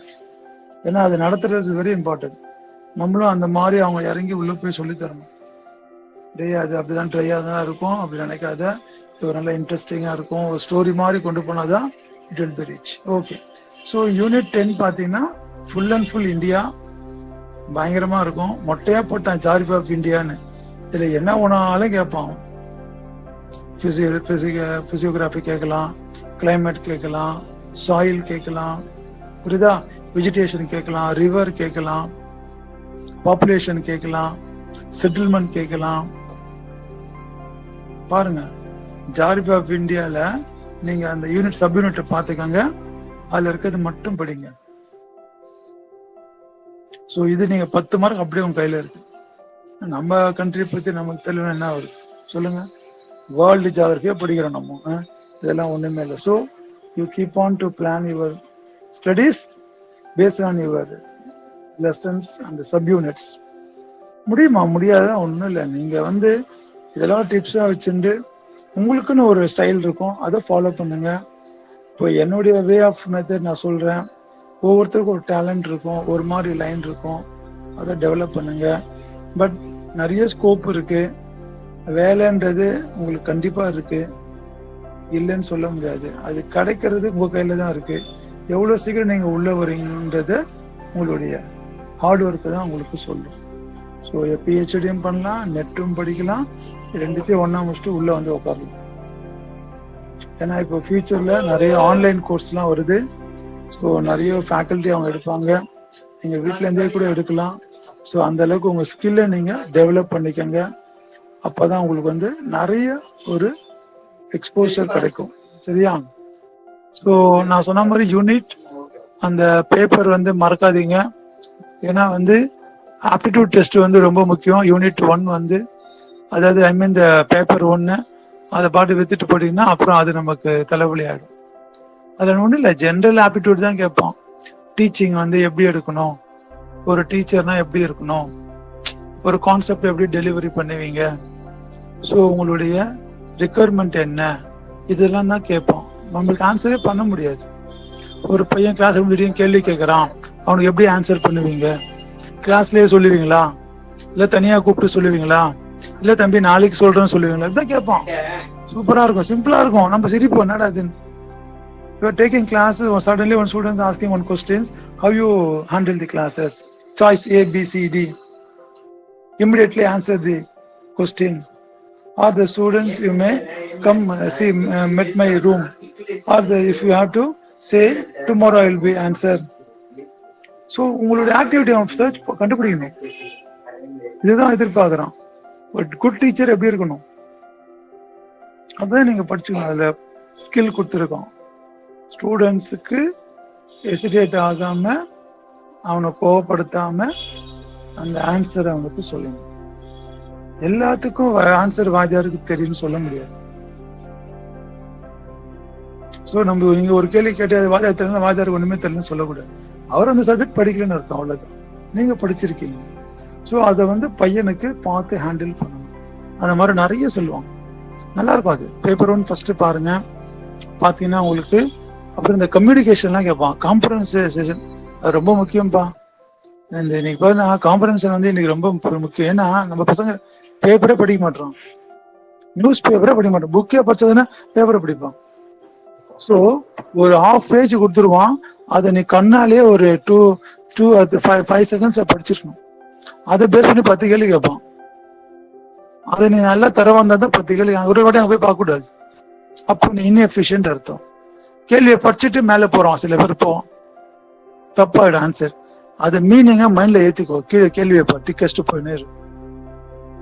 அப்போ எப்படி தெரியும் மீனிங்? படிக்கணும், பேராகிராஃபை படிக்கணும். படிச்சுட்டு கண்ணை மூணா இந்த பேராகிராஃப்ல இதெல்லாம் சொல்றாங்க, இந்த சாரம் கீழே அதை பேஸ் பண்ணி கொஸ்டின்ஸ் போடுவான், நீங்க டக்கு டக்குன்னு சூஸ் பண்ணிடலாம். ஸோ நல்லா இருக்கும். அந்த காம்ப்ரஹென்ஷன் படிக்கும் போது நல்லா அந்த வேர்டிங்ஸ் எல்லாம் பார்த்துக்கங்க. அதுல என்னென்னலாம் முக்கியமான வார்த்தை சொல்லியிருக்கிறாங்க, அது அப்படியே கீழே கேள்வியா இருக்கும், அதை நம்ம ஆன்சர் பண்ண போதும். மேத்தமெட்டிக்கல் ரீசனிங் அண்ட் ஆப்டிடியூட்னு கேட்பான். இது ஃபுல்லா உங்களுக்கு சம்ஸ் மாதிரி கொடுப்பான். சரிங்களா? சில லெட்டர்ஸ் கொடுத்து ஏபிசிடி மிஸ்ஸிங் லெட்டர் என்னன்னு கண்டுபிடிக்குவான். சில நம்பரை கொடுத்துட்டு இது என்ன நம்பர் கேட்பான். ஸ்கொயர் பண்ணுவான், மல்டிபிள் பண்ணுவான், சப்ட்ராக்ட் பண்ணுவான், அடிஷன் பண்ணுவான், என்னென்னமோ பண்ணுவான். ஆனா ஆன்சர் அதுல இருக்கும்.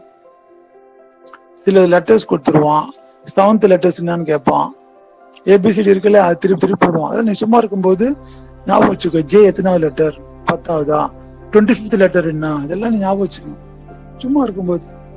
அவன் கேட்பான், if A is first letter, J is 7th letter, what will be the 12th letter? இந்த மாதிரிலாம் கொஸ்டின்ஸ் வரும். ரிலேஷன்ஷிப் கேட்பான். A is the father of B, B is the son of D, then what should be relationship of F ன்னுவான். அத்தையா இருக்கும், ஆண்டியா இருக்கும், கீழே கொடுத்துருப்பான். Sun இல்ல, brother இல்ல, நம்மள சாம. நீங்க அதெல்லாம் படம் வரைஞ்சு பார்க்கணும், அப்படி ஆன்சர் பண்ணக்கூடாது. ஒரு பேப்பர் பென்சில் எடுத்துக்கிட்டு ஏக்கு ஒரு சர்க்கிள் போடணும், பிக்கு ஒரு சர்க்கிள் போடணும், சிக்கு சர்க்கிள போட்டு ஏரோ போடணும். A is the son of பினா ஏரோ இப்படி போடணும், டயக்ராம் வரையணும். ஏன்னா இதெல்லாம் ரீசனிங்க்கு ஜஸ்ட் ஆன்சர் பண்ண முடியாது.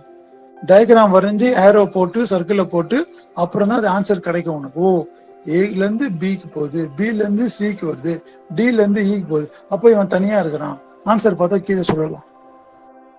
படிச்சுட்டு அப்படியே ஆன்சர் பண்ணக்கூடாது, wrong. You should draw a flow chart. ஒரு கதையா அந்த கதையை எழுதுங்க, ஸ்டோரி. ஃபார் எக்ஸாம்பிள், நீங்க வீட்டுல இருக்கிறீங்க, ஒரு சொத்து உங்க வீட்டுல இருக்கு, அதை பிரிச்சு கொடுக்கணும். எப்படி பிரிப்பாங்க? முதல்ல தாத்தா பாட்டி, அவங்களுக்கு எத்தனை பசங்க? 2 பசங்க. அவங்களுக்கு 4 பசங்க, ஒரு பையன் ஒரு பொண்ணு, அவங்களுக்கு எத்தனை பசங்க? அப்படியே வருதா இல்லையா? அந்த மாதிரிதான் இருக்கணும். ஸோ எது சொன்னாலும் டக்கு டக்குன்னு வரைஞ்சிடும். ஒரு சர்க்கிள்ல ஒரு ஸ்கொயரா போட்டு வச்சுக்கிட்டு அதுல நீங்க வந்து ஜாயின் பண்ணலாம், எதனா பண்ணி கண்டுபிடிங்க. இதுதான் ஷார்ட்கட் மெத்தட். ஏன்னா நம்ம டயக்ராம்ஸ் எல்லாம் கொடுப்பான். ஒரு டயக்ராம் கொடுத்துட்டு இதுல எது ஹையஸ்ட் பர்சன்டேஜ்னு கேட்பான். நீங்க போட்டுருவீங்களா ப்ராக்டிக்கல்ல பார் டயக்ராம், லைன் டயக்ராம், அதெல்லாம் அப்படி சூப்பரா இருக்கும், பார்த்தோன்னே தெரியும் நமக்கு. ஆனா கொஸ்டின்ஸ் செம்ம டஃபா இருக்கும். Which is higher then 1981 to 51 பண்ணுவான். 81 விட எது குறைவா இருக்குன்னு கேட்பான். நமக்கு வந்து அது ஒரு மாதிரி இருக்கும். So the thing is you can observe, டக்குன்னு பார்த்தோன்னு மைண்ட்ல ஸ்டோர் பண்ணிடணும். இந்த கிராஃப்ல இதெல்லாம் அதிகமா இருக்கு, இது குறைவா இருக்கு, இவனோட இவன் எத்தனை பர்சன்டேஜ் அதிகமா இருக்கான் அப்படி கேட்பான். சிம்பிளா கேட்கறதுக்கு அவனா வாத்தியார் வேலை, உனக்கு என்ன இந்த வேலையை தர போறான்? வாத்தியார் வேலையில எவ்வளவு டஃபா இருக்கும். ஸோ நிறைய நம்மள இது பண்ணுவான், கன்ஃபியூஸ் பண்ணுவான். நிறைய டயக்ராம்ஸ் வரைஞ்சி மேக்ஸ் பசங்க அடிச்சிருவானுங்க. இது நம்ம ஜார்வி பசங்க இதுல வீக்கா இருப்பான், புரியுதா? ஏன்னா இது வந்து ஆல் சப்ஜெக்ட்ஸ். லக்கிலி நம்ம சப்ஜெக்ட் மட்டும் வராது. இதுல இங்கிலீஷ் லிட்டரேச்சர் பையன் அருமையா அடிச்சிருவான், 10 மார்க் எடுத்துருவான் அப்படி. ஏன்னா அவன் இங்கிலீஷ்ல கிராமர்ல ஸ்ட்ராங்கா இருப்பான் இல்ல. நமக்கு தான் அது பெரிய தலைவலி. ஏன்னா ஜிகே நம்ம படிக்கிறது இல்லை. இங்கிலீஷ் பையன் ஜிகேலயும் அவனுக்கு இங்கிலீஷ் வரும், காமன்லயும் வரும், தப்பிச்சிருவான். மேக்ஸ் பையனுக்கு காமன்லயும் மேக்ஸ் வரும், செப்பரேட்டா மேக்ஸ் ஸ்டாட்டிஸ்டிக்ஸ் பையன் அதே மாதிரி அடிச்சிருவான். ஆனா இந்த மீதி சப்ஜெக்ட் எல்லாம் திணறும். ஹிஸ்டரி பையன், ஜியோகிராஃபி பையன், எக்கனாமிக்ஸ் பையன், இவங்கெல்லாம் வந்து ரொம்ப கஷ்டப்படுவாங்க. ஸோ பேப்பர் 1ல என்னென்ன கேட்பாங்க சொல்லிடுறேன். என்னென்னா teaching aptitude, research aptitude, comprehension, communication, mathematical reasoning and aptitude, logical reasoning, data interpretation and information and communication technology ICT, and people development and environment and higher education system. இப்ப நான் சொன்ன பாருங்க, இதுதான் வரும். நீங்க இவ்வளவும் நீங்க இதுல 10 இருக்கா, 1 2 3 4 5 6 7 8 9 10 இருக்கு பாருங்க. சூப்பரா வச்சிட்டான். ஜிகேலயும் 10 யூனிட் கொடுத்துருக்கான், 10 சொல்லிட்டான் இதுதான் படிக்கணும். நீங்க சும்மா கண்ட ஜிகே எல்லாம் படிக்க வேண்டாம். இதுல உங்களுக்கு வந்து எது நல்லா இருக்கோ, உங்களுக்கு இதுல எது நல்லா இருக்கோ நீங்க அதை ஹேண்டில் பண்ணலாம். சூப்பரா இருக்கும். ஓகேவா? சோ ஒரு யூனிட்டையும் நம்ம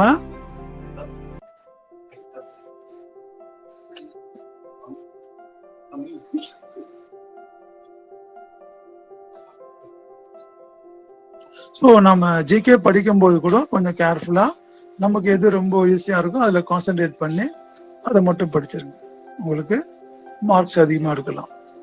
ஓகேவா? So that's what the importance tips. So முதல்ல நீங்கள் யூஜிசி நெட் வெப்சைட்டில் போயிட்டு டவுன்லோட் பண்ணிக்கோங்க. ஜிகேனா என்ன அதை தனியாக வச்சுக்கோங்க. சப்ஜெக்டுடைய யூனிட்ஸை தனியாக வச்சுக்கிட்டு ஒவ்வொன்றையும் வந்து படிக்க ஆரம்பிச்சிங்கன்னா அழகாக போகும். ஸோ நாளைக்கு நீயே ஒரு கோச்சிங் கிளாஸே ஆரம்பிக்கலாம். ஏன்னா இன்னைக்கு ஜியாகிரபிக்கு யாருமே எடுக்க ஆளே இல்லை. மெயின் திங் நான் பசங்களும் சேர மாட்டான். ஸோ நம்ம ஒரு நல்ல ஒரு எக்ஸாம் ஃபேஸ் பண்ணி நல்லா படிச்சிட்டோம்னா நம்ம நாளைக்கு ஒரு 4 பேருக்கு நம்ம கைட் பண்ணலாம் இல்ல. அதே தான் வேற சிலபஸ் அதே தான், மாற போறது இல்லை. So that is the very important. So day to டே நம்ம அப்டேட் பண்ணிக்கிட்டே இருக்கணும். அப்போதான் நமக்கு சப்ஜெக்டுடைய இம்பார்ட்டன்ஸ் நமக்கு தெரிய வரும். ஏன்னா ஜிகே ஒன்னாலும் மாத்திக்கிட்டே இருப்பாங்க, பட் சப்ஜெக்ட் அதே தானே, நம்ம படிக்கிறது தான். நீங்க சப்ஜெக்ட் ஒரு வாட்டி படிச்சிட்டீங்கன்னா நெட்டுக்கு செட்டுக்கு அப்புறம் யூபிஎஸ்சி டிஎன்பிஎஸ்சி என்ன வருது எல்லாத்தையும் அடிச்சிடலாம். எல்லாம் அதே சிலபஸ் தான் திருப்பி திருப்பி வரும், வேற ஒன்றும் புதுசாக வராது. அதனால சில பேர் ஜியாகிரபி நல்லா ஸ்ட்ராங்கா வச்சுப்பாங்க. கூட ஜிகே மட்டும் கொஞ்சம் ஒரு 3 மாசம் ஸ்பெண்ட் பண்ணி படிச்சோன்னா டிஎன்பிஎஸ்சி அடிச்சிருவாங்க டக்குன்னு. ஏன்னா நாங்களே டிஎன்பிஎஸ்சி எல்லாம் கொஸ்டின்லாம் செட் பண்றோம், ஜியாகிரபி சிலபஸ் கொடுப்பாங்க, அது மட்டும் பண்ணிட்டு வந்துடுவோம். ஜிகே கம்பல்ல எல்லாருக்கும் காமன் பேப்பர்ல. ஸோ அங்க பையன் வந்து ஜிகேல காலி ஆகும், ஜியாகிரபி ஸ்ட்ராங்கா இருப்பான். So this was happen. அது நீங்க பார்த்துக்கங்க. முதல்ல ஜிகே இம்பார்ட்டன்ஸ் கொடுங்க. வெறும் சப்ஜெக்டே பார்த்துட்டே இருந்தீங்கன்னா இதுவும் போயிடும். ஸோ அவங்க எதிர்பார்க்குறது teaching ability, communication, then for ICT சொன்ன பாருங்க, information technology, information and communication. இன்னைக்கு ஐசிடி தான் எல்லாருக்கும் டிமாண்டு. நமக்கு லேக்கிங்கே ஐசிடி தான். கவர்மெண்ட்டே அதான் சொல்றோம், ஹையர் எஜுகேஷன் ஐசிடி வச்சு பண்றீங்களா? கிளாஸஸ் நம்ம என்னைக்கும் old method chalk and board தான் இல்லை. இப்போ ஐசிடி யூஸ் பண்ணணும், அதெல்லாம் தான் கேட்பான் கொஸ்டின்ஸ். ஸ்டூடெண்ட்ஸ்க்கு எப்படி நீங்கள் இன்ஃபர்மேஷனை டெலிவர் பண்ணுவீங்க, கம்யூனிகேட் பண்ணுவீங்க, இதில் ப்ளஸ் என்ன மைனஸ் என்ன, அந்த மாதிரிலாம் இருக்கும். ஸோ ஒன்றும் பயப்படாதீங்க. இது வந்து என்ன சொல்றது, இது நம்ம டிகிரி மாதிரி இந்த வாட்டி விட்டா லைஃபே போய்டுன்னு கிடையாது. எவ்ரி இயர் 2 times வரும். நல்லா பிளான் பண்ணி கரெக்டாக அடிச்சிருங்க. ஆனால் எழுதுறதுக்கு போகிறதுக்கு முன்னாடி ப்ரிப்பேர் பண்ணிட்டு போங்க. சும்மா அப்ளை பண்ணிட்டு போயிட்டு வராதிங்க, அதுவே எல்லாத்துக்கும் பழக்கமாயிடும். சரியா? ஸோ நம்ம சும்மா சொல்லி பாதி டைம் வேஸ்ட் பண்ணிட்டோம். நான் சும்மா அப்ளை பண்ணுறேன், நான் சும்மா எழுதுறேன். Don't use that word. படித்தா அப்ளை பண்ண எழுது, எல்லாம் தேவையில்லை. இந்த ஃப்ளூக்கில் பாஸ் பண்ண நினைக்காது. அதெல்லாம் அவனுக்கு பயங்கரமா வச்சிருப்பாங்க. ஒரு பையன் அப்படிதான் பண்ணான். ஒரு வாட்டி என்ன பண்ணா, 20 A போட்டான், 20 B போட்டான், 20 C போட்டான், 20 D போட்டான். எப்படி இருக்கிறான் பார். யூஜிசினா அவ்வளோ கேனையா நான், அவனுக்கு தெரியும் இந்த மாதிரிலாம் போடுவான்னு தெரியல. அவன் லைனா போட்டான், 1ல இருந்து 20 வரைக்கும் A போட்டான். அப்படி வருமா? 1ல இருந்து 20க்குள்ள 3 A தான் வந்திருக்கு. எத்தனை வந்து இருக்கு? அவன் நேரம் மூஞ்சி போச்சு. ஸோ நாம சில இதெல்லாம் தப்பா நினைப்போம். அதெல்லாம் அங்கே ப்ராக்டிஸ் பண்ணாதீங்க. அதெல்லாம் நம்மளுக்கு ரிஸ்க் ஆகிடும். சப்ஜெக்ட் நம்மளுக்கு கை கொடுக்கும். கான்செப்ட்ல ஸ்ட்ராங்காக இருங்க, அதை ரீட் பண்ணுங்க. அதையே நம்ம டெவலப் பண்ணால் நமக்கு யூஸ்ஃபுல்லாக இருக்கும். சரிங்களா? So I think almost we are closing time வருது. ஸோ வேறு எதனா டவுட் இருந்தால் உடனே கேளுங்க. I'm ready to answer. இப்போ கூட இல்லை, அப்புறம் கூட கேளுங்க. மேடம்கிட்ட நம்பர் இருக்கும், எதனா ஹெல்ப் பண்ணாலும் கேளுங்க. அது வந்து subject. Okay Sujatha madam. Yes sir. நினைக்கிறேன் போதும் நினைக்கிறேன். ஜெனரல் ஐடியா கொடுத்துருக்கேன். கேளுங்க. உங்களுக்கு வேற ஏதாவது டவுட் கேட்கணுமா சார் கிட்ட?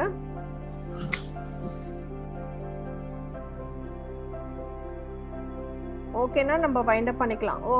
உங்களுக்கு ஏதாவது டவுட் இருக்காமா கேர்ள்ஸ்? ஏதாவது சார் கிட்ட பேசணுமா சப்ஜெக்டா?